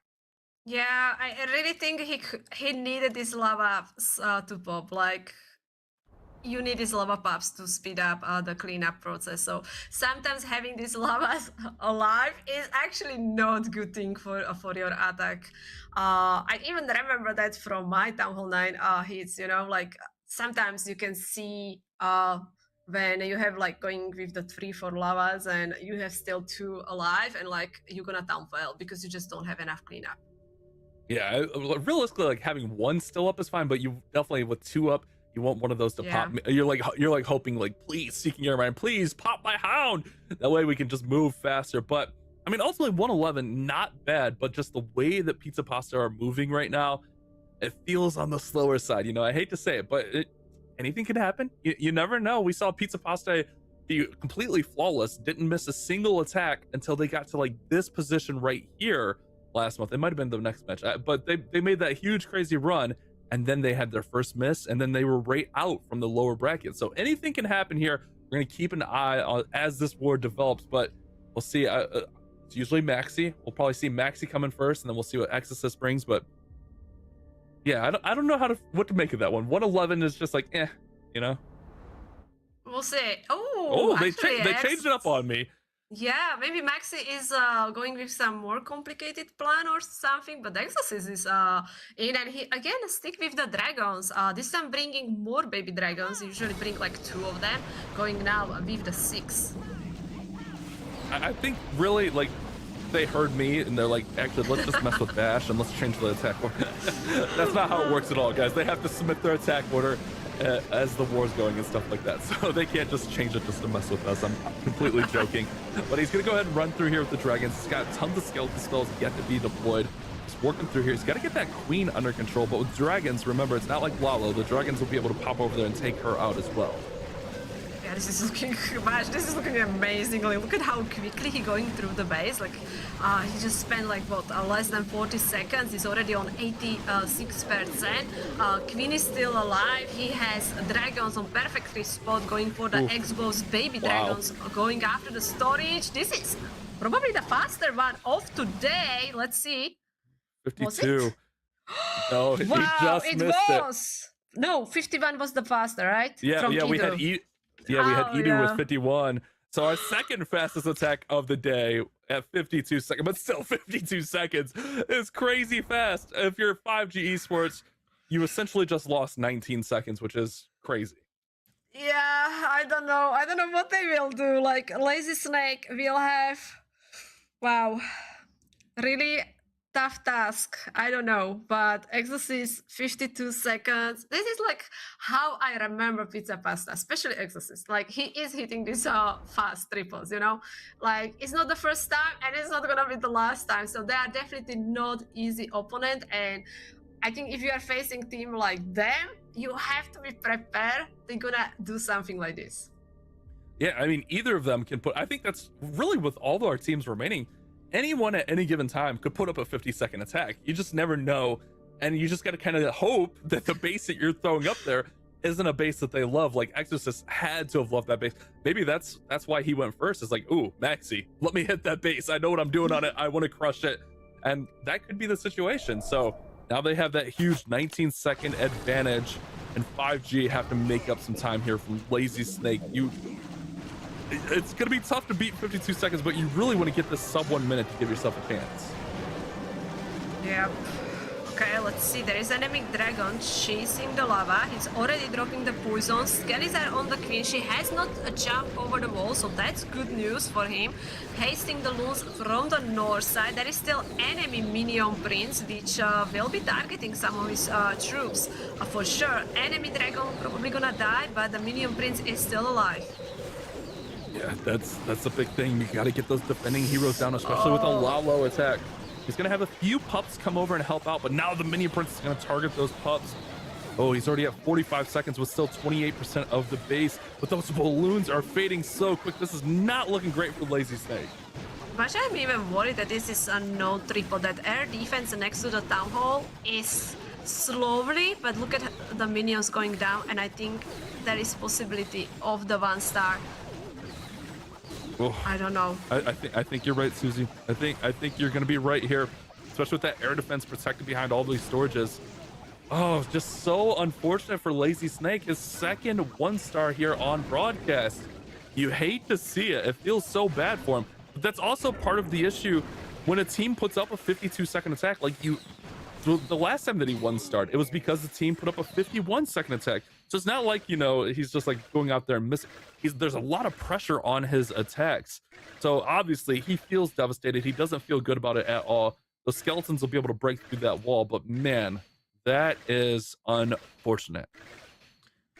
Oh, I think you said right. Like, it really looks like when opposite team hits some big fast triple, he's like he's messing up with the attack, you know. Like he makes some mistakes, and maybe for him would be better if he's like going first, you know. Like feel like he is hitting some really good attacks. Like we see that he's, oh my gosh, they're actually going after the town hall. Go Skellies, go! Oh, oh, that's the worst one. 99 1-star. These are the worst. I'm sorry, but like, you know, there is only town hall left, and even the worst is that he just needed few more seconds to clear the town hall. Wow. That's so unfortunate. Now all Maxi has to do is get a 2-star, and they will get that victory and go on to play against MrLuck and MrLazy in our next matchup. I feel so bad for Lazy Snake, because you're right. Like, attacking in that second spot, there's so much more pressure on, especially like when teams are putting on, you know, the 51 seconds attacks, the 52 seconds attacks. He's literally gone after both of the fastest attacks today. That's just such a heartbreaker for him. Yeah, like we saw it in their previous match, like he did a really hit beautiful triple. It wasn't close, it was fast. Like, that pressure feels like playing a really big role for him. But Maxi going with the dragons, all he has to do, just hit. Even he doesn't even need to hit the triple, just 2 stars for the victory. Yep. Big 2-star attack could come in here. Whole zap quake, something we haven't seen in a little bit. Double zap quake and take out both of the air defenses, also taking out the surrounding cannon. And you can see like the difference here of the pace. He knows that he could take his time on this one. He knows he doesn't have to rush. And it really, as an attacker, that's gotta be like a little bit of a relief. Like, I can actually take my time on this attack. Let's go. This is a really cool start. Maybe that's why he was like attacking second. Because like this is like not everyone is using a Zap and Quake. That's very rare, and this is looking so good. Like all dragons are now reaching the core of the base. He going behind both air sweepers here, so no issue with dragons being pushed away. Now they are reaching the town hall. Time is not gonna be the faster one here, but he didn't really have to be fast. Right, that's the main thing, is he knew the pacing was fine. That's the advantage of having that last attack, is you can kind of know where you're at with the war, exactly what you need to do. You have to go crazy fast. Can you take your time with it? You know all of those details right out the gate. Exactly. So congratulations, PizzaPastaAmore, with the victory here against 5G Esports. Very nicely done by them, and that means they're still in this tournament. They will be advancing to the next round of the lower bracket. We're gonna check the bracket in the second, and also means that 5G Esports is getting eliminated. GG to 5G Esports. They will go out in 4th place. PizzaPastaAmore remain perfect with another 6-star performance. 1 minute and 2 second attack duration there. So really strong for that squad. And that'll push them on to our next matchup, which we'll see our updated bracket in just a few. They're going to face off against MrLuck MrLazy, our defending monthly champions. How many times the PizzaPastaAmore and MrLuck and MrLazy were facing each other? I feel like it's happened a few times already. Yeah, it seems like a lot of these teams are very familiar with each other. They know exactly what the other team's bringing. So this should be a really fun, good matchup here as we're getting ready. This will be our lower bracket final, and then that'll take us to our grand finals, where we have Wabi Sabi awaiting the winner of our next matchup. Yep, PizzaPastaAmore, like that was actually the first war which we started today from that upper bracket, versus MrLuck and MrLazy. So they lost to them. Now they are facing them again. We will see how this match will go, if MrLuck and MrLazy will win against them one more time, or PizzaPasta will get the revenge, and actually the first time for them, they would be advancing to the grand finals. Ooh, yeah. That could be really huge. But if not, if MrLazy do win, it's going to be a rematch of last month's monthly finals, and it'll actually be the exact same situation where MrLuck MrLazy came from the lower bracket, and then they forced that lower bracket reset, which, I mean, we don't see that a ton, which that would be really interesting. But guys, we told you we got more rewards, right? Get your phones out, get ready to click those links, because we're going to have our next reward popping up on screen for you just here in a moment, as we are hooking you guys up left and right with all kinds of goodies. We'll have more magic snacks for you. This one's going to be 3 power pancakes will be our next QR code. It'll be popping up on the screen here shortly. Oh, I guess I was a little bit early there, but that's okay. And just get ready. Here, that gives me time. Let me get ready. Susie, go ahead. I know the 8 icons already. I know. Yeah. It's gonna take some time, but we are really getting spoiled, like getting this amazing rewards. And as we can see, there is the QR code for magic snack here. So guys, power pancakes. It's gonna last for a few minutes, the code. So please don't miss it out. You definitely can get a nice value from it. Yeah, I'm definitely scanning. Let's get some stuff. Good power pancakes. Oh yeah, power pancakes. We're powering up, boys. We're powering up. Let's go. Make sure you guys get that. Again, this only stays valid for a few moments. Shout out to the Clash of Clans team for hooking us up for some awesome rewards for you guys watching along with us. It's a good thing here. But guys, we still have more rewards after this. We're gonna have a reward after the next war, and we're gonna have a reward after the last war. So don't go anywhere. We still got more rewards for you guys to watch. Oh, there's that link. You guys need that link. Look at Clash of Clans Go. Clash of Clans Go. Click that link in the chat right now. Yeah, that's amazing, because not everyone know how to scan the QR code. So with that link, it's making it even easier. And you can use it for all your accounts. So it's not just a one-time thing. And you can kind of boost many of your accounts as well. So this is really cool, and still, we will have the builder bite later, so don't miss that. Ooh, the good old builder bite. Gotta definitely have a builder bite in your life. Who doesn't want a builder bite? I need it. My builders are working really hard, so you know I need some boost for them. Hey, there you go. I don't blame you. Put those builders to work.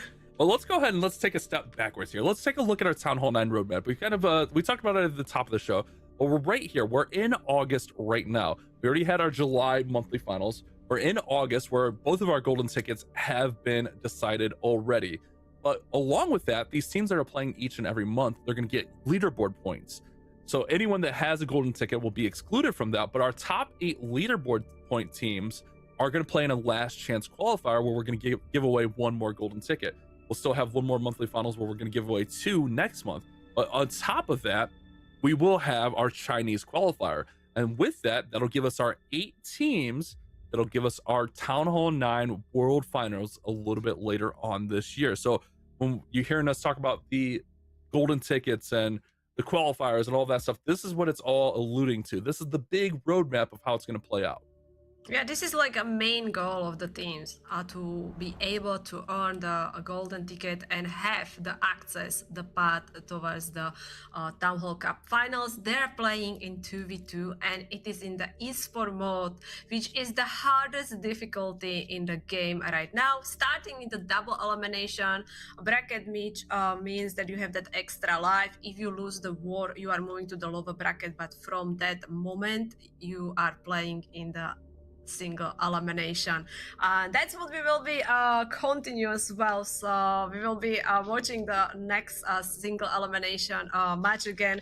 But yeah, 2 golden tickets per month is I think awesome. Like really, I'm really happy that these Town Hall Cups are happening.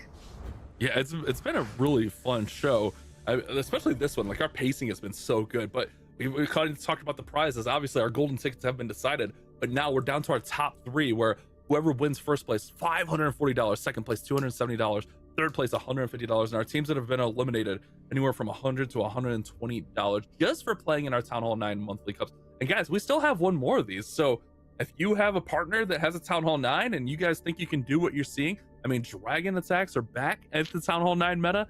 If you think you can perform, get a partner, join up next month, and you can play for $540 yourself. Exactly, it's very, very simple. Like you need one friend, and like you will be starting in the ladder where you will have to do a few wars and to make sure you can qualify for the monthly qualifiers. And after that, you will be facing all these teams, and maybe you will be on the screen and we will be watching your attacks.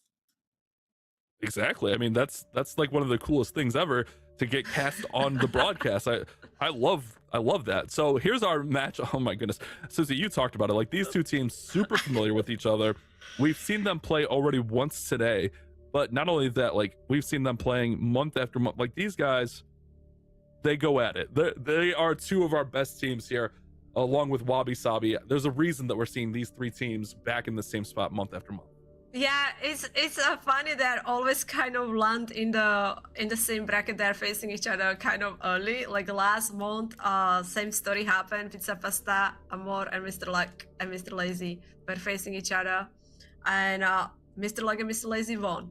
Today we saw MrLuck and MrLazy won as well, and now it is not a match against them. Like when you check the stats of each player, all 4 of them are already proving they can hit very fast triple. They have it, like Maxi, 30 seconds, like what, 36, 34, 41?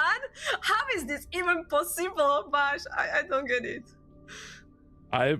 Can we get replays of those? Like we need to see like all 4 of those, like 30 to 36 to 34. That was what? Like you just tap the screen 4 times and win? How do you do that? What? I'm so confused. I don't even deploy that troops that fast, you know? It takes me some time to find which troops I want to deploy, and these guys are already like clearing the base. It's just like this will be good. This will be again good. Like the even 2-day match when they were facing each other, It was good war. And I feel like Pizza Pasta is now hitting even the faster triples, so it should be even close. I don't know. It will be amazing. Yeah, it should be a good time. But also, like, with those fastest times, remember, these wars are played in esports. So the defenses deal 25% more damage. Defending heroes have 25% more health and deal 25% more damage. Your heroes are nerfed by 20%, essentially, their damage and health. And then the equipments are reduced as well. Common equipments are reduced by 3 levels. Epic equipments are reduced by 6 levels. So, like, to do that with those kind of modifiers is absolutely insane. GG's to all of these players out here, man. This war should be so good. I'm curious if they're gonna now show some different style of bases. Like we already kind of saw these bases which got split, right? The compartments as well. What I really enjoying, I love that we can see the dragons, and we saw some fast triple with the dragons. So I'm expecting to see another dragons. I was dragon attacker as well. I like hogs, but I don't think so. Like if you're going just hogs, is enough for this kind of competition. But dragons are fun. Like you kind of getting access to them early, right? I believe so. Town Hall 7. That's when I was very excited. Yes, I unlocked the dragons, and from that time I was just spamming the dragons. Yeah, at Town Hall 7, Town Hall 8, I was definitely a dragon attacker. But at Town Hall 9, I actually kind of shifted over. I was between Lalo and between hogs. Those were my favorite attacks at Town Hall 9. Which, I mean, dragons obviously clearly still work really well, but it was also a different game. We didn't have equipments and stuff back then. We just had our base equipments, you know, invisibility vial and archer puppet and barbarian puppet and rage for the king. So it was a completely different game back then, but it's also kind of cool seeing how these teams and these players are not only integrating the new equipment, but also a newer hero compared to the old days. Minion Prince wasn't available at Town Hall 9 back in the day, so it's a whole different ball game for everyone. Yeah, I love that you have now kind of option to choose which hero you want, because it's also helping you when you are upgrading the heroes, right? You can upgrading one hero and you are still able to do your attacks with the rest of the 2 heroes. Like in the past, this was kind of issue because you were really depending on a king and a queen. But I think now that problem is like kind of gone. Yeah, exactly. That's the nice thing with this, having all the heroes now. You can upgrade your heroes and still have heroes for war. It's kind of a nice little bit of a balance. But guys, we're getting ready for this war. Obviously Pizza Pasta just played, so that's why we have a little bit of a delay here. So just be patient, don't go anywhere. We'll give you guys more rewards if you stick around. I promise we'll give you more rewards. we're getting these final preparations. We should have the next attacks coming in just momentarily. But we are down to our final 3 teams here in our August monthly qualifier here at the Town Hall 9 Cups. What an exciting day. I can't believe how early we decided our golden tickets this month, Susie. Yeah, I was in shock. Like, I feel, because this is 2v2, so the matches are going really fast. And I feel like, oh, we are just live for 10 minutes and we are already talking about the golden ticket. That's how I felt. But yeah, it's just like, it's amazing already. Like I'm sure you guys enjoying the evening. Teams are awesome. They're showing some really good attacks. We have also many different strategy, which I think so is really nice. Bash, do you think are we gonna break the record with the faster hit today? Because Pizza Pasta, MrLuck and MrLazy both teams show they can hit like 30 something. So do you think we're gonna break the record of this evening? Right now it is 51 a second. Am I correct? Yeah, 51 is I think that could still be broken. I was gonna say I don't think we'll beat the 30-second attack because ladder is a whole different thing. Like you're gonna see a lot weaker bases, you're gonna see a lot easier layouts in the ladder. I think that's where those fastest attacks are coming from. But I mean, 51 seconds from Edu is our fastest attack. Edu will be playing in our next matchup, but even here in this matchup, we had Exorcist go 52 seconds in the last match. We saw Rico earlier today put up 53. So I think that 51 definitely isn't safe to remain as the fastest attack for the day. Yep. If they don't really kind of surprise with the different bases, like kind of style of the bases, I think it is very high possibility these guys can deliver that kind of fast. I think it's gonna be like something below 1 minute. Probably both teams will be hitting something like that. Yeah, I would agree with that. I would think to win this war, you're going to need an average of sub 1 minute, especially with the caliber of teams that we have here today. And you know that Wabi Sabi are just waiting and watching and seeing what is happening. What are they using? What bases are they running? As we should have attacks coming in any moment now, guys. But yeah, here we go. Gum Gum is going to be our first attack. Gum Gum's hat. Gum Gum, you are killing me with this hat, brother. That hat is hilarious. He's going to go with the Lalo, the traditional approach here. Let's see how fast Gum Gum can go. Okay, let's see. Is he waiting to snipe the heroes? Ooh. Okay, he went after the air defense. Immediately, again, we can see that Minion Prince ability Dark Orb slowing down and starting with the Queen and starting also with the Lalo from the all side of the base. So again, attacking the base from all sides here. Yeah, kind of all in, and that's if you want those fast attacks. That's what you really have to do, though. You have to kind of move quickly and get all those defenses down. Then you can put those minions across the top of the base. Still does have a rage for the middle and the back end of this base, which we have that bow and the archer tower there on that far side, so he can rage that up. But like we kind of talked about, you do kind of want that hound to pop if at all possible. Here comes that rage spell. Yeah, there is Tesla farm at the 9 o'clock corner, so he will need, he has 8, not a Tesla farm at a 12. He's sending some of the minions, but you can see the minions are clearing the Tesla, but that's not leaving him with the extra minions. This is good for his lava buffs, because they will break, and he will have some lava buffs here. But is that fast? Sadly not. It's gonna be already kind of above 1 minute and 10 seconds, 1 minute and 12 seconds. So sadly not the best. I mean, I feel so cruel to say not the best attack, you know, Right. when he hits the triple with the 1 minute and 12 seconds. But in this kind of match, I really think that you need to be something below 1 minute. Yeah, it definitely feels dirty saying not the best attack because he went 112, you know. But it's just the fact, like, if you want to win this tournament, you got to be faster than that, you know. You got to be quicker than that. So, you know, it does feel a little bit rude for us casters to say that, but it's just ultimately the way the Town Hall 9 meta is right now. It's all about speed. It's all about it's kind of like the Root Rider meta of a couple years ago. We were watching that clock, keeping our eye on how fast can the teams get those troops in, and really, like, even to, like, you have to have all your troops in by certain times. Like, you have to have everything moving through the base. There's a lot of little fine details that go into these 1 minute attacks. So 112 for Gum Gum, slow, but not the end of the world, because you never know what your opponent's going to do. But you definitely would like to see that be a little bit faster. But we've also seen Rico pick him up with fast attacks in the past.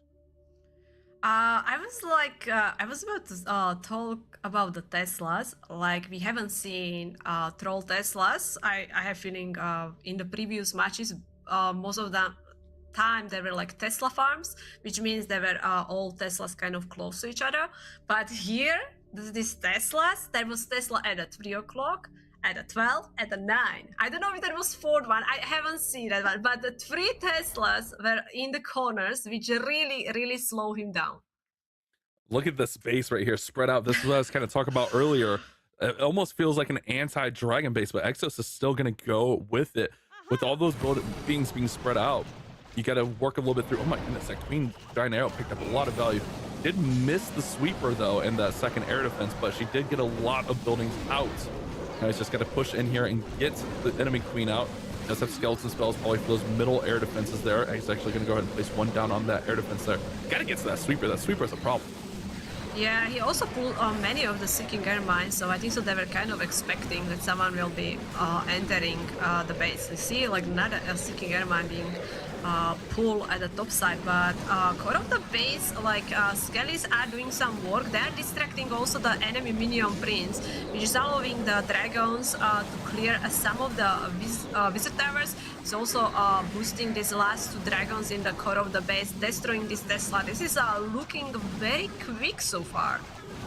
Yeah, Exorcist should be sub 1 minute here. Gotta get through that enemy Minion Prince, and it's gonna be 57 seconds. Whoa. Wow.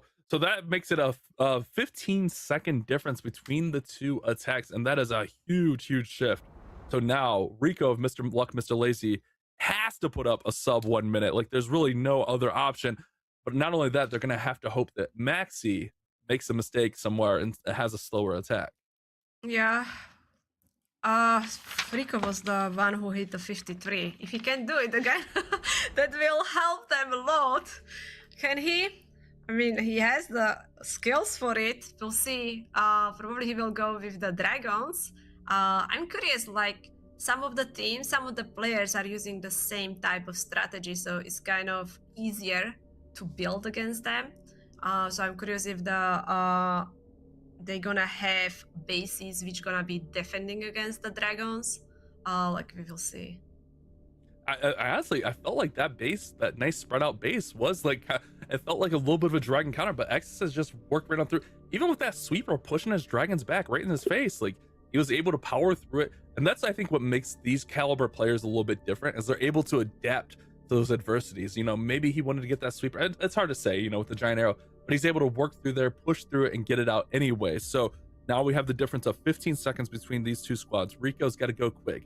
Is this where we see that sub 51? You know, we break the 51-second mark. We're gonna find out. With the loons. Sorry to interrupt Lalo. you. Yeah, I think so. Is this first time?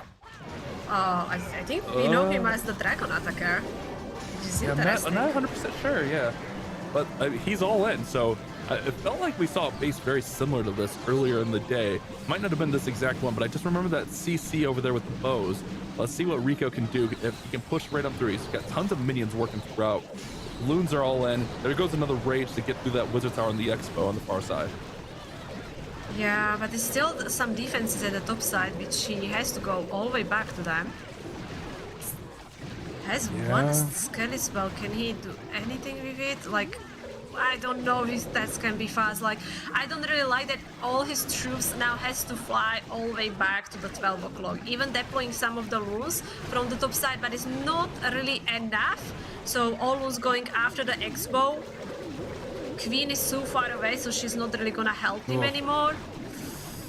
Yeah. That's the one thing, is like sometimes the queen gets stuck in those walls and it really slows down the attack. That was 101 for Rico. Now, they're still alive. You know, they still have a chance, but they need Maxi to really make a big mistake. I think their average time is going to be about 106. So they're going to need Maxi to really have a slow attack. Something like 116, 117. I think 117 is what they would need in order to win this war. Oh, that's wow. Okay, that's kind of really. It has to be really slow attack. Like something has to go wrong. Like enemy queen stay alive, or enemy CC staying alive. Something like that. Maybe can happen. Rico still did amazing job. Like 1 minute and 1 second is awesome. That's what they needed. I mean, if the Gum hit something similar to it, I think they would be in the really good position. But Exodus with that 57 second is a really huge lead for them. Yeah, and that's the advantage of getting that fast attack early on in the war. Like, you kind of put that pressure on. And not that I think Rico made any mistakes or anything like that, but you just force them to kind of, you know, move a little bit faster. And like, obviously the queen getting stuck in that compartment slows things down a little bit, but it's all going to come down to this final attack for Maxi. Again, you know, the numbers are, because it's an odd number, the total for MrLuck MrLazy is 2 minutes and 13 seconds, whereas Exorcist was at 57. So I guess 16 seconds would be a tie. 116 would be the tie. 117 would be the victory. And look at this. We got Pekkas, we got Valks, Zaps. What the? Okay, we haven't seen this at all. Wow. First of all, is this the same base they just use, or like I believe that Exorcist was attacking something very similar? Yeah, it was pretty close. I don't know if it was 100% the same, but it was pretty close for sure. Okay, yes, the jump. Let's see if someone actually gonna take the jump. Maybe Queen will be walking. Oh, the CC. Oh. He's got to get the enemy queen under control. For the CC. Right, the dragon's gonna go in there. He's zapping out on the top. Gonna go ahead and quake out that wizard tower. Quake out 2 wizard towers here. Now the queen's gonna get in there and take out the enemy clan castle. He's got Pekkas in the tank. I'm worried about that dragon. The dragons up top are a big problem. Ooh, I'm nervous here. Uh-oh. The queen, like, she was in the middle compartment. She could go after the dragons, but she took the jump and she just jumped away. The enemy, we were saying like mistake like that CC is alive, or enemy heroes. In this case, we have Minion Prince and the Dragon alive. This could be hold. I think he wanted to hold on to that King Spiky Ball to try to get to the back end. Would I say 116? We're at 105 right now. We're coming up on 110. Oh no. Mr. Luck MrLazy might have got lucky. 115. This is going to be the hold. They've done it. Mr. Luck and MrLazy forced the defense with the unconventional base. I think it was a little bit different than the base they ran up against Exorcist, but they forced Maxi into something different, and it just does not work for Maxi. Nothing took the jump for him, and Mr. Luck MrLazy do the improbable and get the come from behind victory. That's insane. Like, first of all, shock that he used the Pekas, but first of all, congrats. I cannot believe Mr. Luck and MrLazy. Bash, I think so this is because of the base. Like, we just saw 100%. Completely different style of the base, and I think it just surprised PizzaPastaAmore. And like, attack with the Pekas, it's first time we are seeing this. Yeah, it also didn't help that like half of the Pekkas, like half the dive, the initial dive, kind of went around instead of taking that jump. So I think that was really where his first issues kind of came from. He really didn't get that initial surge and allow that Queen to have enough tanking, because a lot of those buildings would have been thinned out in that compartment, and the Queen would have been able to like kind of tank in there and deal with those clan castle troops a little bit more. But we see ultimately it cost them the war. And PizzaPastaAmore, did they go out in third last month? I think it was third or fourth, right? Oh, they just come up short again. Let me see. Yep, they lost in the lower bracket finals against the Mr. Luck and MrLazy. Exactly what is happening just today. So they lost exactly the same round last month. Wow, that is so unfortunate. And really, like, obviously the base was very unconventional. It kind of forced Maxi. Maybe that's why we saw Exorcist going first, because Maxi was really uncomfortable with that base. I mean, we haven't seen anyone use an attack like that on broadcast. I mean, that was definitely an unconventional approach to a base like that, and it just did not work out at all for Maxi. And man, 130. I honestly, I thought it was safe. Like, I thought he would just go with like a safe Lalo, safe dragon attack, and be able to get 116 or whatever was needed. But man, that is a heartbreaker as we take a look at our bracket.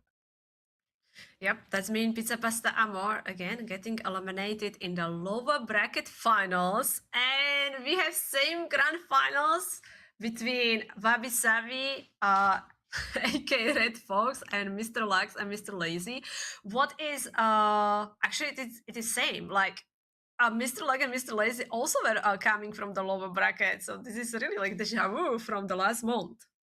And remember, Wabi Sabi, or aka Green Fox, they actually lost 2 in a row to Mr. Luck MrLazy. Mr. Luck MrLazy forced the bracket reset and then got the victory. So Wabi Sabi are going to be out to try to, you know, get some vengeance for themselves here, as they did end up losing last month. Both teams got a golden ticket out of it, but ultimately, Mr. Luck MrLazy, getting lucky, weren't so lazy and got the victory. I think they did their homework. Like, that base, that was something different. Like, you could see that they haven't used this kind of style of the bases at the start of the bracket, like really kind of using it at the last rounds.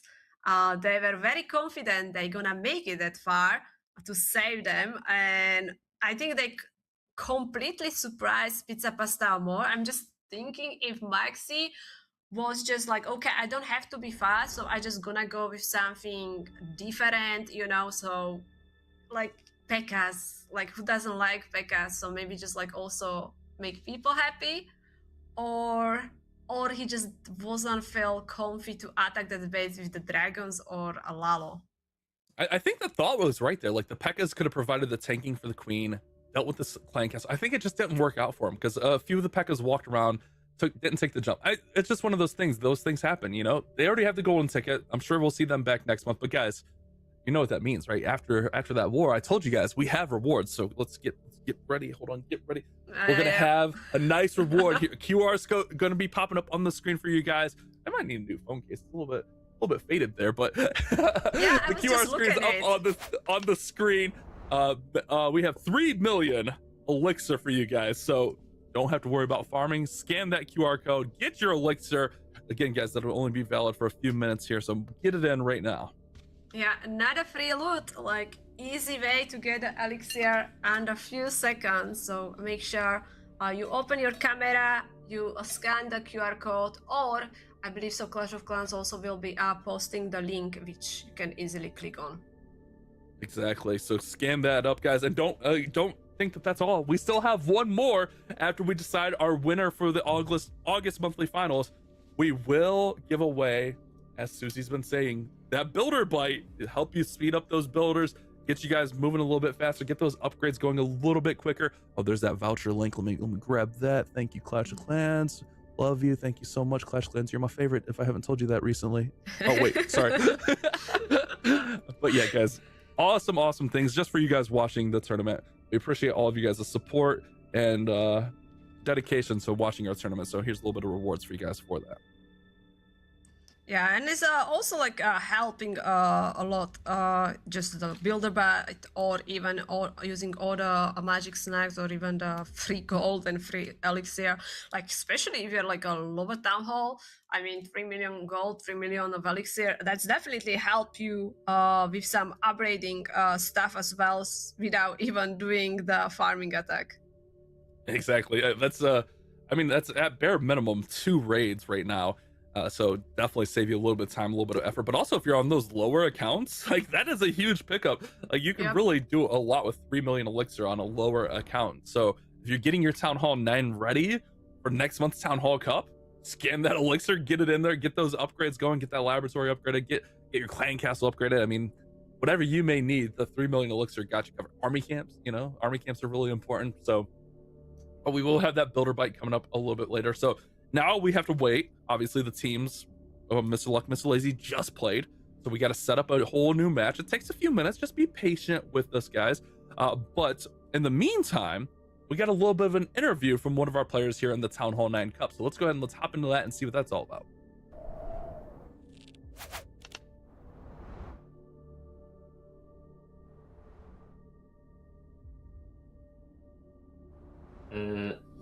Well, I'm the captain because I'm more with I deal more with the planning and like making sure he gives me the CC during the ladders because he's busy most of the times. And during the matches, I'm mostly the one that hits first. Just take the harder base and just get it over with and give him more time to plan. I think that's mostly it.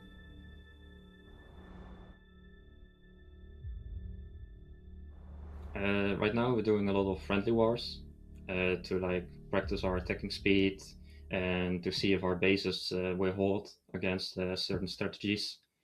And we're also doing a lot of friendly challenges to try out a new strategy and like see if we can improve our time with the current strat that we're using right now.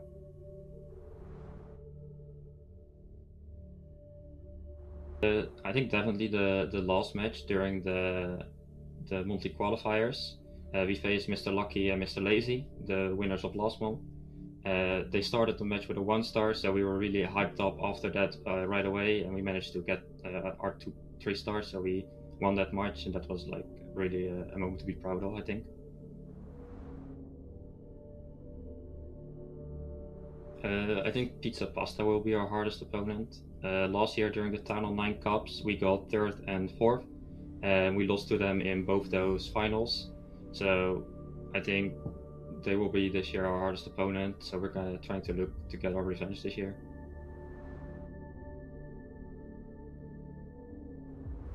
Town Hall 9 on top.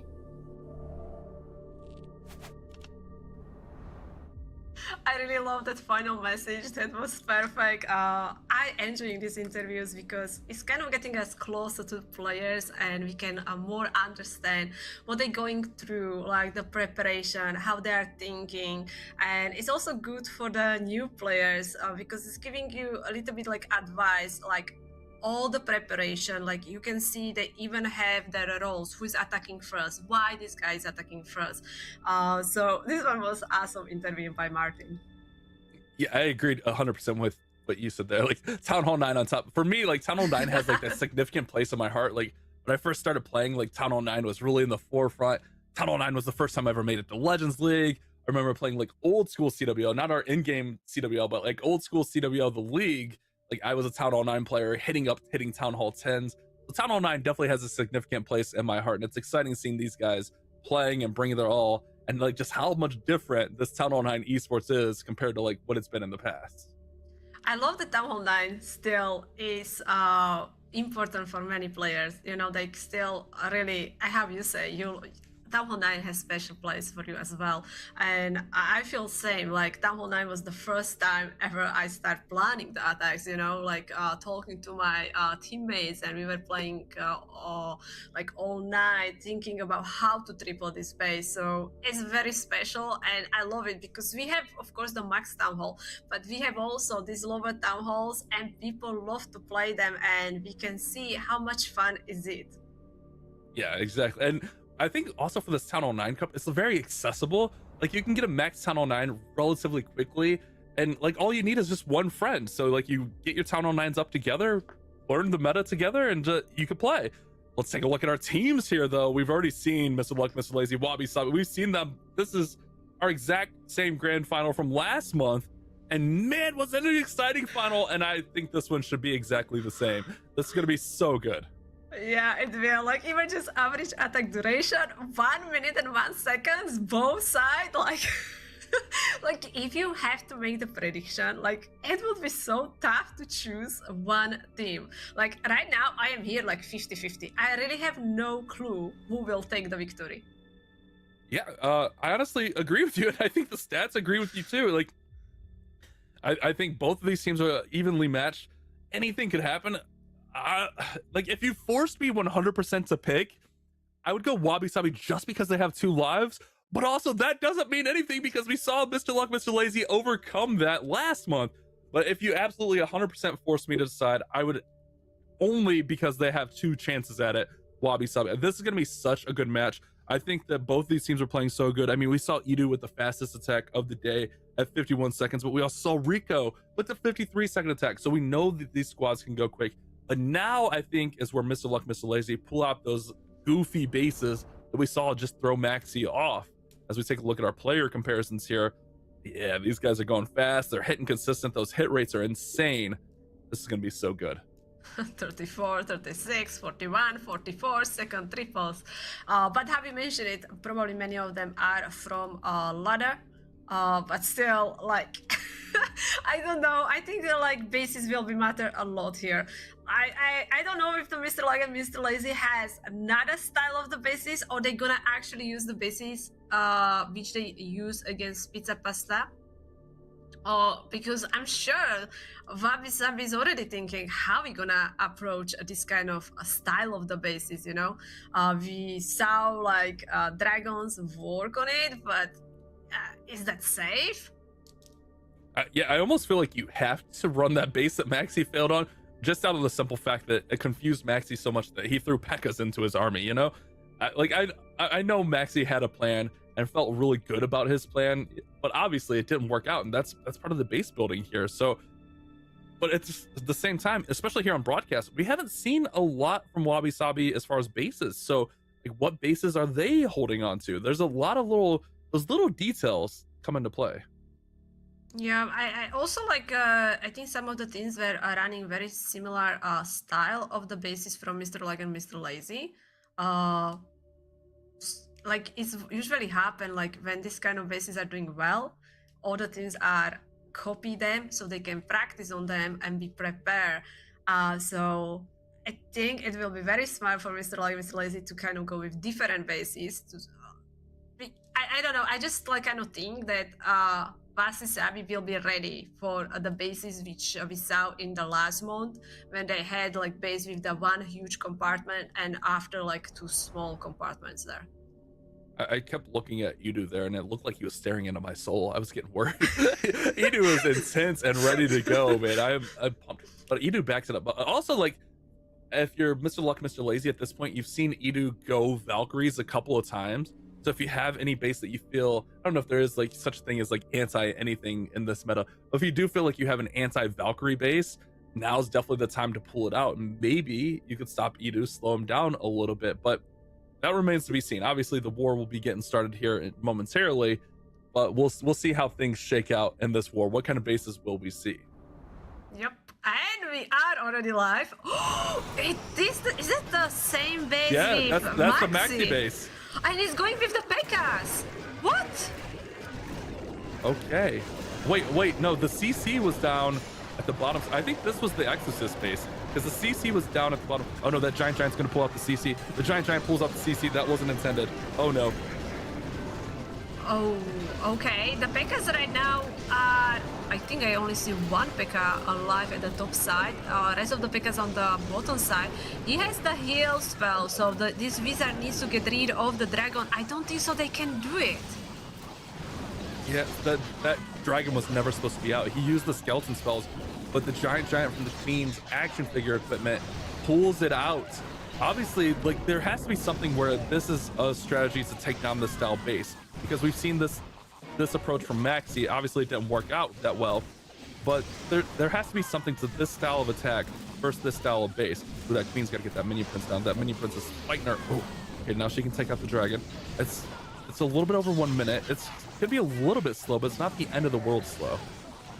Yeah, I think the most important is that he has to hit a triple. It's better than he's being got the triple slow. for sure. Yeah, it's like both heroes are so low health. Oh my, I cannot believe this base or this kind of bases. Like Gam and Rico, they are doing amazing job with the bases, with the base building. Like this is what allowed them to reset the bracket last month. And look at this, like getting this defense. Yes, you said that he was lucky that the giant triggered or pulled the CC, and he didn't clear that clan castle building fast enough. But I still think. Do you think that it would be slow, fast enough, like under 1 minute, if there is no CC? I don't think under 1 minute, but it definitely would have been faster, because that dragon did a lot of work there on the back end. But also, like, you're able just to thin out a little bit of that section a little bit easier. So I think it would definitely, I don't know that it would have been a sub 1 minute, because everything kind of took a little bit of time to get down to the bottom of that base. But I think he could have maybe made up at least 10 seconds. I mean, this style base is really throwing these teams off. 121, that is, I mean, that's definitely one of our slower 3-stars throughout the day. Obviously, we saw some slower ones, but especially here in the grand final, I mean, if you're MrLuck MrLazy, you're feeling lucky about that defense. Yeah, I don't know how they're finding all this, like, how they get these bases. Like, they say they're building their bases, but, like, this, like, how they get the idea to bring this kind of base, you know? That's, whoa, we are back with the Hawks there. Ooh. I don't think so it has that good hit rate, right, today? Yeah, it's been hit or miss. I think we've seen a fail with it. We have seen 3-stars. We'll see what Gum does with it. He's going to go ahead and he's going to Skelly Donut essentially that CC. He does bring the Earthquake in there, getting a lot of value in the middle of that base. If he can get that Expo, oh my goodness, these skeletons are actually going to go crazy. The Expo's weakened down there. Queen's working on the top. That's a lot of good value in the middle. Oh, that was a really nice trick by him. King is already have access to fight against the enemy queen here. He's now deploying the Hawks. There, see, like 2 Hawks immediately hitting that spring trap, and there's also the giant bombs. Looks like that the side of the base has plenty of traps, and now he has to wait for the queen to be able to clear it. He still have 4 Hawks, but maybe they're gonna trigger another. Oh, there's springs. There's springs. Yep, Oh man. Yeah. That's why I don't like. I love the Hawks, but yeah, it's just so easy to bait them. Yeah, but he's got plenty of force here. It's gonna be just over 1 minute here, maybe like 1 minute 2-3 seconds. It's pretty quick. 1 minute 5 seconds is the official time. So if you're Wabi Sabi, I mean, yes, you're down 16 seconds, but also that was kind of what you needed. You needed something above 1 minute there. You've got to be feeling good about that for sure. Yeah, that was still a very good start. Like, Even with the kind of problems there, we saw like the Hawks trigger so many traps, like the spring traps and bombs as well. I love that trick. The opening of that attack was really cool. Like using the arrow. Yeah, go ahead. Oh yeah, no, exactly. I was just gonna reiterate what you're saying. The arrow with the skellies and the earthquakes. It was really, really nice open there. But like kind of what you talk about with the hogs, we saw on the backside of the base, 3 out of the 4 hogs he deployed got sprung off the map. So remember, it was like the spring traps, they're just so strong against the hog riders. Ultimately, it was a 3-star, it was 1 minute 5 seconds, and they have a 16-second advantage, but you do leave yourself a little bit more vulnerable with those hog riders. But now we're gonna have to see if Wabi Sabi can come in. They're gonna have to be really quick. Like ideally, like 55 seconds or less would be good for them. You know, ideally. That's easier said than done. But with the way that MrLuck MrLazy bases are right now, that's gonna be so hard. Yeah, like they probably gonna expect to see this base, that style of the base, so they kind of could already thinking like how they're gonna attack the base. I don't know if they're gonna try to copy what Pizza Pasta were doing, because we saw Exorcist hit a triple, but I think so that base which Exorcist hit was already triple, right? That one was that 1 minute 21. Is it the same? Same base. Yeah. Okay. Oh my. Wow. Okay. He's going the Valks and Hogs. I wonder, like, didn't Exo, like, didn't he run like the Queen Giant Arrow at the gold mine over there about 8 o'clock? I wonder like what, because this isn't the maxi base, because the CC was over by the Queen. But he might have the same issue. He's actually going to rage the skeletons to get that CC out. He's going to try that same approach. He doesn't have the P.E.K.K.A.s, but I'm wondering like why they're so afraid of air on this. Is it just that back end with the sweeper and the Queen protecting you? It's just that's more lethal? I don't know. Oh my gosh, the Tesla farm. Like hogs are again triggering. Oh, he's losing all hogs on the Tesla. Even that the giant bomb finishing the final hog. But I have to say, like the Valks and King are doing amazing job. Sadly, he has again like there is enemy minion prince, which that's worried me. Like he has to wait for the rest of his heroes to reach that enemy minion prince, and it's not looks like gonna be that fast. Yeah, it's not going to be fast because you got to get through those walls yet again here. Queen's going to walk up top. Yeah, that's going to be super slow. Didn't Exorcist... Am I crazy? Didn't Exorcist 3-star this in 57 seconds? Am I missing something? He did. Maybe they just didn't feel comfy to go with the dragons, you know? Like, there are some attackers which can do which are just pure ground attackers, right? There are some attackers which are just focusing on the air. I don't know, maybe they just didn't feel comfy with that plan, and they didn't feel like they can exactly do what Exorcist did. But I mean, wow. If you're MrLuck MrLazy, just go run that base 2 more times in the next war and just win. Because clearly they're not adapting. I'm 90, like I would have to go watch, bro. I'm pretty sure that that's the base that Exorcist 3-starred in 57 seconds. Like, and I felt like Exorcist didn't even have the most clean attack on it, is the crazy thing. I'm sorry, I'm losing my mind here. I'm so baffled by this. I'm so confused. Maybe they didn't notice that I don't know, like they could go with the air. But I like they change, kind of fix the situation with the Clan Castle building, that this time they used the rage to make sure that Clan Castle building got destroyed without a giant pulling the CC. But like they need something to deal with the Minion Prince there. Like the Minion Prince kill all the troops, and that's why they're slow. Yeah, I mean, obviously easier here for me to sit here and, you know, yell at my screen. We got one more attack in this war. If this does pan out the way it is, if Rico gets a 3-star here, and it's relatively quick, I mean, he's got a lot of wiggle room here. This will force the bracket reset just like last month. Rico's coming in with the Valks and the Hogs. He's going to go ahead and go with the Skeletons. They're going to take out that Queen, and they're going to push through and try to take out the Clan Castle as well. He actually sniped out the Minion Prince with that giant arrow. What a value here for Rico. That was crazy opening, like, oh, like this is like already awesome attack. Such a talented player here. Now, Earthquake boost actually also opening the wall front of the town hall compartment so that King and Valks has such an easy access to these buildings, especially the storages.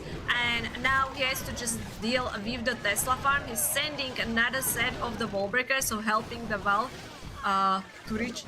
Sorry, I need to sneeze. Apologize. But just reach these Teslas. This is fast. This is a really fast and clean attack by Rico. Yeah, we saw this base earlier, and Rico just runs right on through it. This is crushed here, about 1 minute flat. Yeah, exactly 1 minute there. And Luck MrLazy forced the bracket reset yet again. These guys, oh my. Wow. All right. Well, Luck MrLazy will get the victory in our first matchup here. And that means that we will go to a bracket reset. And this next match will determine our winner for them. There's no way Luck MrLazy can go back-to-back bracket reset champions. That would be insane.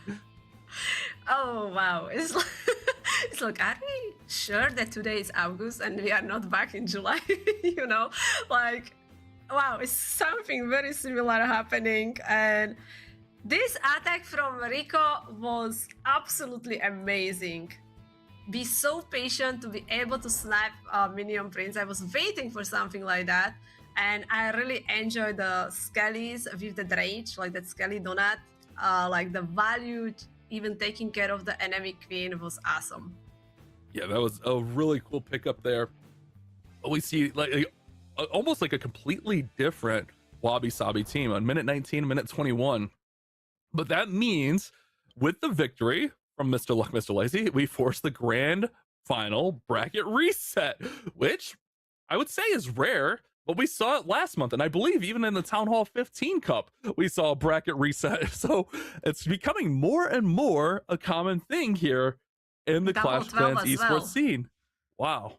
Yeah, I believe so. All town halls had a bracket reset, so it's making it really exciting.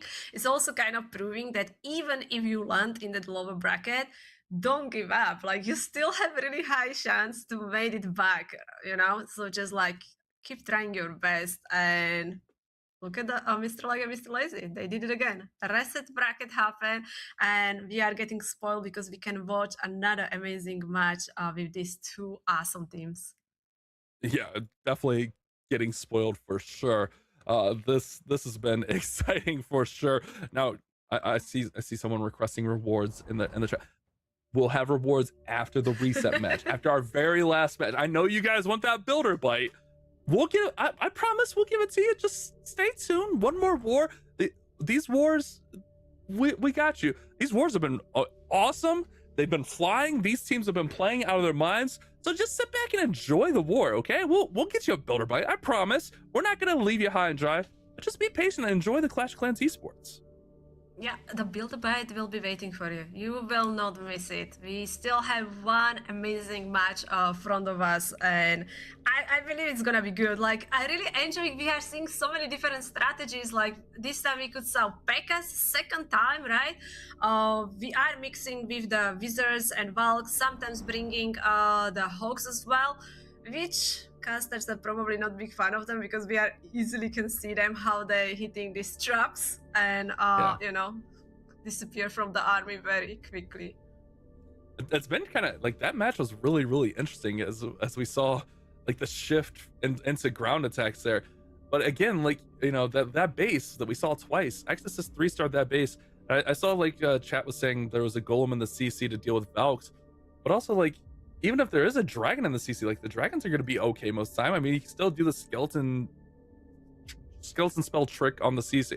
I don't know. I feel like if we see that base again, you have to at least try Exorcist attack just because of how fast it was on principle alone.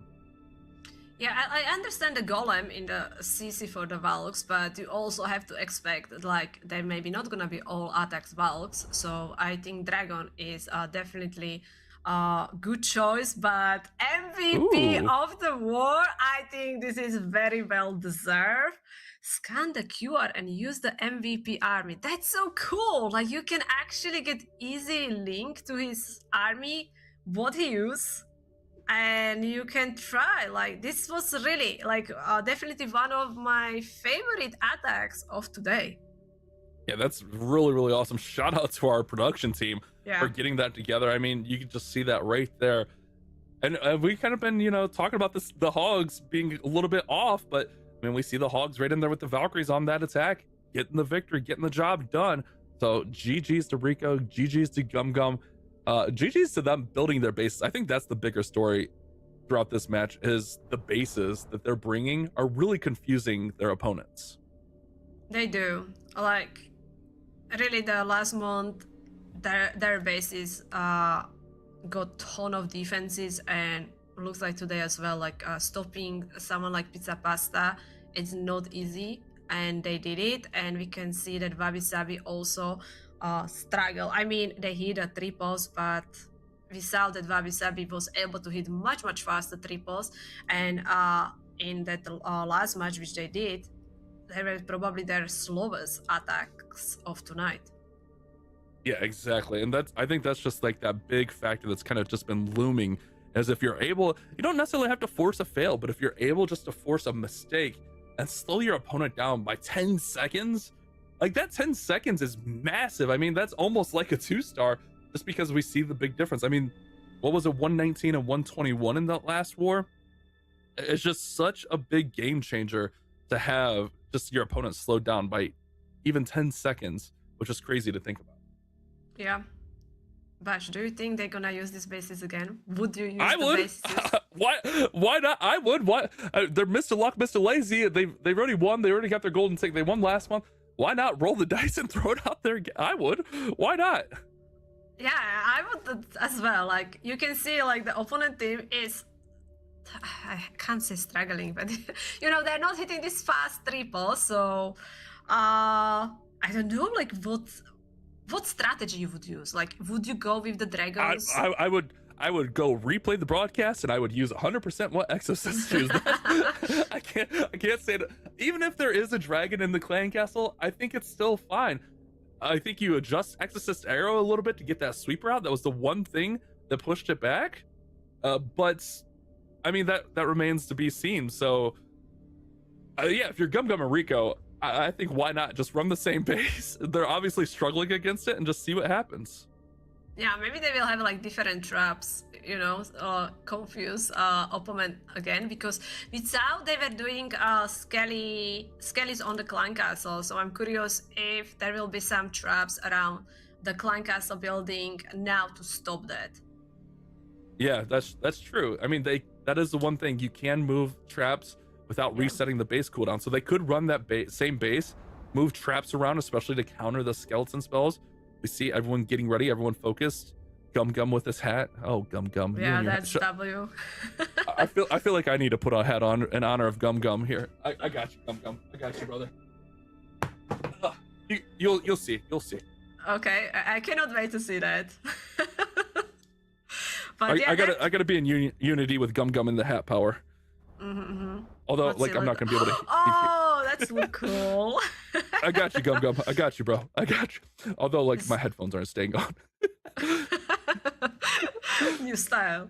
Oh, that's cute. We'll make it work. Yeah, that works. Okay, guys, next stream, everyone will be wearing hat. Yeah, everyone with goofy hats. Yeah. For Gum. Well, I guess I should have waited until he got the victory. I might have jinxed him. My bad, Gum. Yeah, my bad. maybe. And now your hair. Yeah. Now it's all scuffed. That's what we do here, guys. We're getting ready for our next war.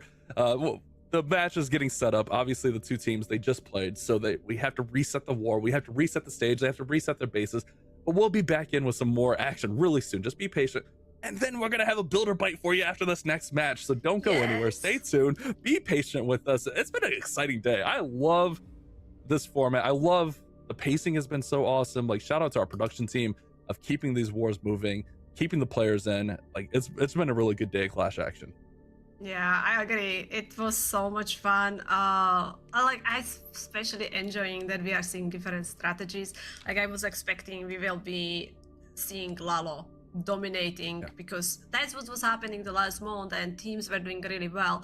But I'm loving they are trying to now go with something different, maybe teams also were kind of building against the Lalo, so they were maybe thinking like, okay, let's surprise the opponent with the different strategy, and this is cool because also you guys can learn some new strategies, and it is in the esport mode, so them hitting these triples means that this is working. Like, if you learn this kind of strategies, you're gonna dominate in the Town Hall 9.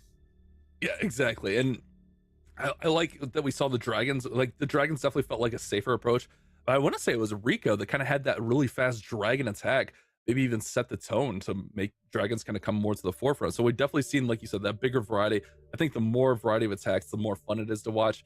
Even like seeing the Valkyries and Hogs having a little bit of success. I know you and I have kind of felt like been like almost anti-Hogs in the armies because they're so vulnerable. Yeah. But I mean, it's working, you know? So seeing that these players are able to adapt and throw at the bases what's going to work, it's been a really good time, and definitely excited to see this final match. Remember, this is our final match, so whoever wins this one will be our August winner. But both of these teams already have golden tickets, so they're just playing for prize money, which the prize money I think is doubled from first to second, so you definitely want to win. Yeah, like we have amazing prize pool, $1,500 for Town Hall 9 players. That's a lot of money here. And last month we have the MrLuck and MrLazy winning. So they were the champions. And I'm curious if they can do it again, or Sabi will be getting this done. Like, it would be crazy to winning twice, you know, like 2 times in a row. Yeah, we're almost getting like a little bit of a rivalry between these two squads. Like MrLuck MrLazy facing them, forcing another bracket reset. There's definitely like a little bit of a storyline developing here as our Town Hall 9 Cup season is rolling on. We're only 2 months in. That's the awesome part, is like all of this is almost like a little bit of a sneak peek, like you said, of how our finals are going to be, our world finals for the Town Hall 9 Cup. So that'll be a little bit later this year. I'm excited for it. This is going to be a good season of Clash Esports. Yeah, it will be. And it's like also kind of giving them, like, we can see, I think you definitely gonna agree with this, that base building play such a big role. Yeah. And I think all the teams gonna also think about it, like it's not just like offense, but also do that homework with the base building. Like, you have so many opportunities.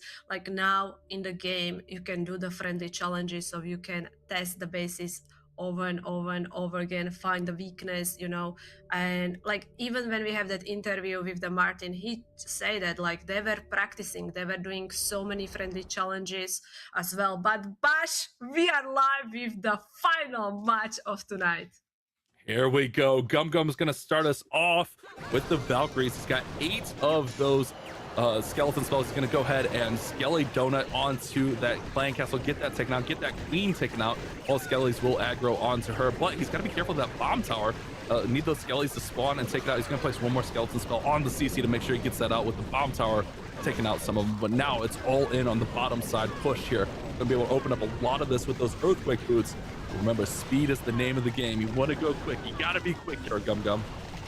Yeah, I really like what MrLuck and MrLazy are doing with these Skelly Donuts, right? Clearing the clan castle, but also like being able to take down the Queen. King already reaching the core of the base. With that earthquake boost and spiky ball, he did a ton of damage. Like, X-Bow is already low HP, so he should be able to clear it very quickly. Balls are already targeting the Town Hall, but the troops around the enemy minion prince, I'm a little bit worried.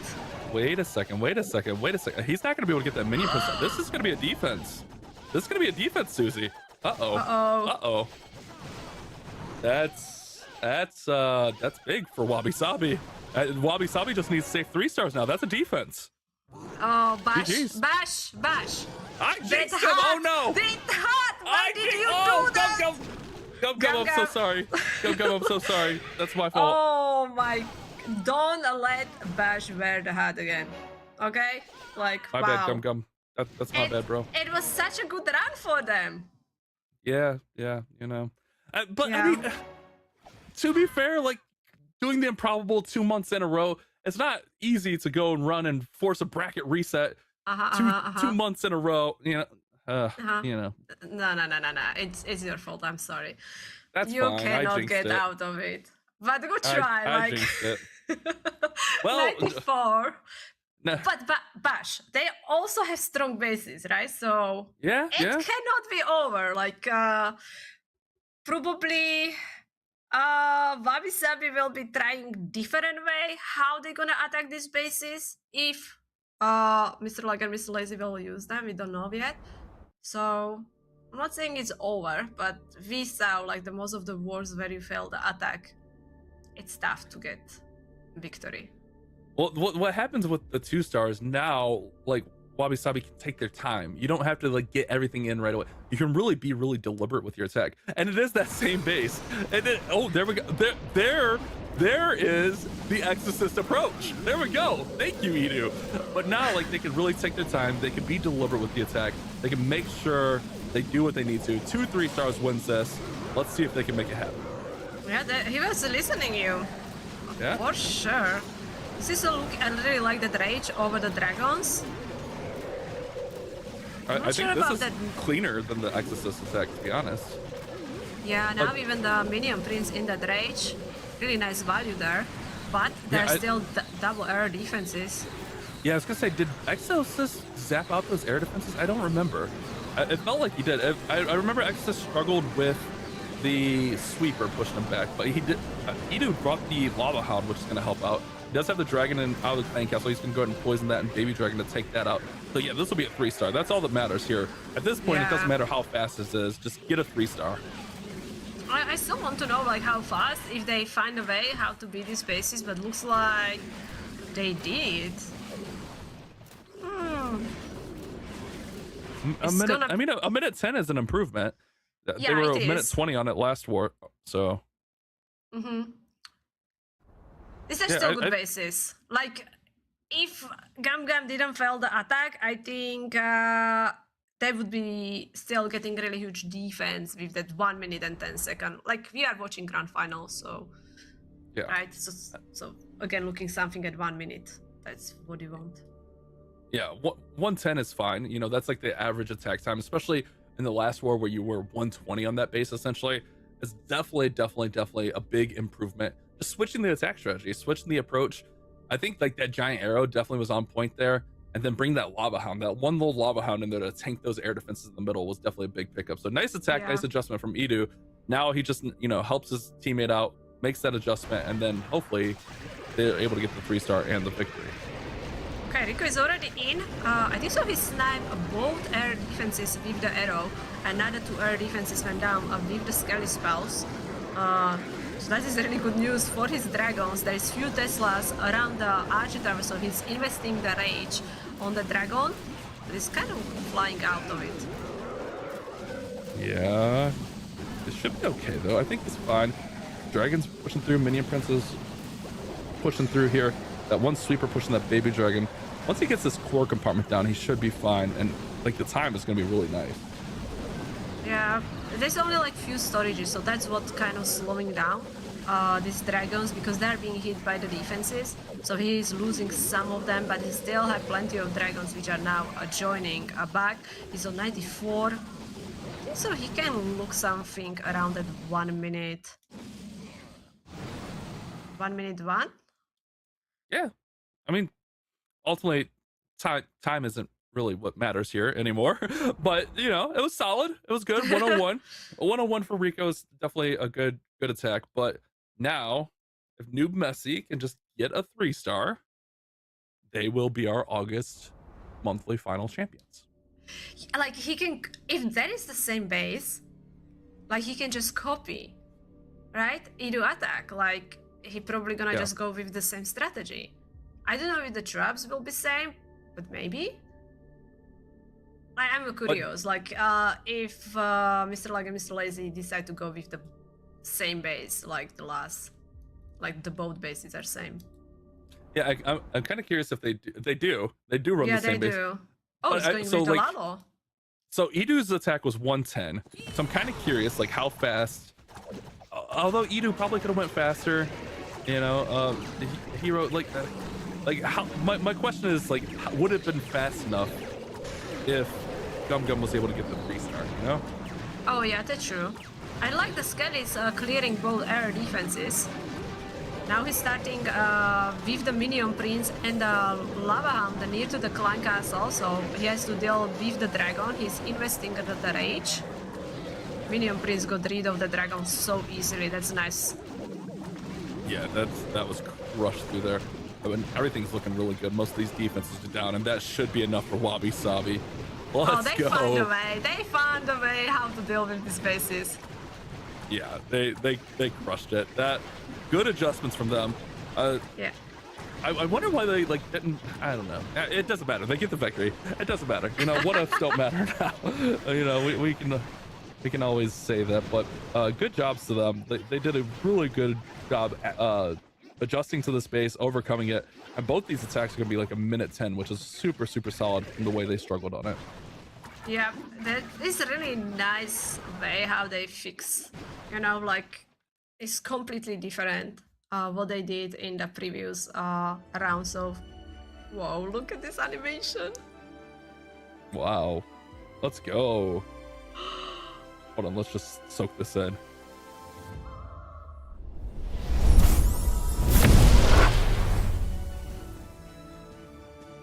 Nice. GG's to Wabi Sabi, as they are our August monthly champion. Now, both of these squads already did have a golden ticket. PizzaPastaAmore and 5G Esports will be receiving our golden tickets for this month, as they were our 3rd and 4th place teams. So we decide 4 total golden tickets moving forward here. Really good day of Clash Clans Esports. Wow, that was exciting. Yeah, huge congratulations to Wabi Sabi. They really deserve it. Like we can look at the bracket. They lost one war when MrLuck and MrLazy raced the bracket in the grand final. So that's why we went to the second match here. But we saw amazing teams playing today. We find out another 2 teams which got the golden ticket. So PizzaPastaAmore and 5G Esports. So congrats to them and the champions of the Town Hall 9 tournament for the monthly finals this month. Wabi Sabi, it's amazing. Yeah, what a bracket. That was crazy. I honestly thought MrLuck and MrLazy had all the momentum and they were going to pull it off again. The bracket reset. But shout out to Wabi Sabi for being able to adjust and overcome that base that gave so many players issues. And not only that, like they improved the times on it. So GG's to them for making that adjustments. It felt like they did exactly what they needed to get that victory. Yeah, especially like the previous month, they finished second. Now they finished first. So it's awesome for sure for them. And it's not over yet. Like guys, we have still another monthly finals. There is still chance for you to play in these amazing tournaments. How Pash mentioned it, it's kind of easy to level up to the Town Hall 9.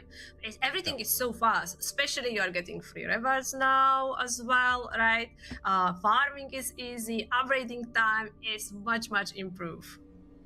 Exactly. So get you a partner, get together. But guys, we promised you another reward, right? We talked about it. We've been teasing you with the builder bite. So here we go. Here is the builder bite for all of you there at home. Get your QR codes. Look for that link in the chat. We appreciate everyone watching and hanging out with us here today. We appreciate all of our players and their effort and their time commitment here on a Saturday.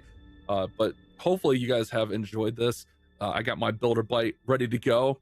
This is valid for just a few minutes, so make sure you guys get that scanned, get it in there, get it redeemed. What a good day of Clash Esports, Susie. Yep. I'm sorry. I'm still collecting. Oh, you're on it. Bite. Yeah, you gotta get it. You get it. You got this one. Oh, I see the link in the chat. There's a link. If you can't scan the QR because you're watching on mobile, there's a link right there. No excuses. There's a free builder bite for you guys. There you go. Shout out to Clash Clans team for providing us rewards. Susie got her builder bite. We're good to go. We're good to go. My builders are celebrating now, you know, they're getting help. Finally, get them to work. I have a ton of stuff to upgrade, like especially with the new crafted defenses. They're very busy. I'm still working on 2 of my crafted defenses. That's the last things I have. I have the candle and I have the hero hunter. I only have a few modules left, so I'm getting there on my main, but I just rushed a bunch of accounts up also, so the builder bite's gonna come in handy. Yeah, it's like I keep saying, it's the best magic. Like also the I mean, for the clan castle, that is as well good. But I think if you are like someone who's spending ton of time with the farming and you have always busy builders, I think this is a really, really good magic snack. Yeah, I mean, I think for me, clan castle cake is going to be the best. You know, being able to just do things like get your ranked attacks in, especially, is huge. So builder by probably a close second. Don't get me wrong, but the cake is too OP for me. I got my bash snack here also. What? We got some bash snacks here. We're good to go. You know, I have problems, guys. Don't judge me. Don't judge me. But guys, also, like, we're doing something new this month. We're working on getting the winning team's bases from that last war. So that's what we're going to be doing here. Stick around for a few minutes if you do want some Town Hall 9 bases. We're going to be providing those for you guys here in just a quick moment. The team's getting that all together for you here. But I do want to say thank you to all of our teams that played.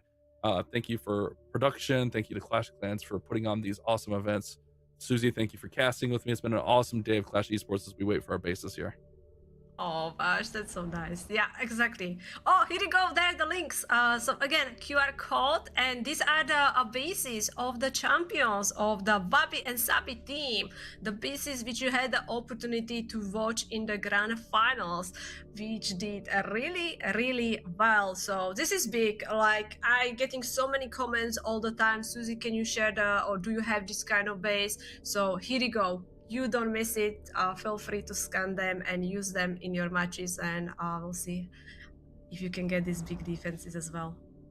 Yeah, exactly. I mean, obviously championship bases right there. But with that, guys, we're done. We're going to call it a wrap right there. Again, shout out to everyone that participated. Shout out to our production team. Shout out to you guys watching at home, the Clash Clans team. Susie, any parting words before we get out of here? Yeah, thank you very much to everyone who watched, production team. Amazing job. Enjoy the all this animation and also these links, even that we could copy the link of Rico attack. That was awesome. So thank you very much for that hard work, and I cannot wait to see you the next time, because we will have still another monthly finals coming. That's right. Come back next month as we will get 2 more golden tickets. Hopefully you guys enjoyed the stream. We enjoyed providing all the commentary for you guys. Shout out to everyone that watched, our whole team.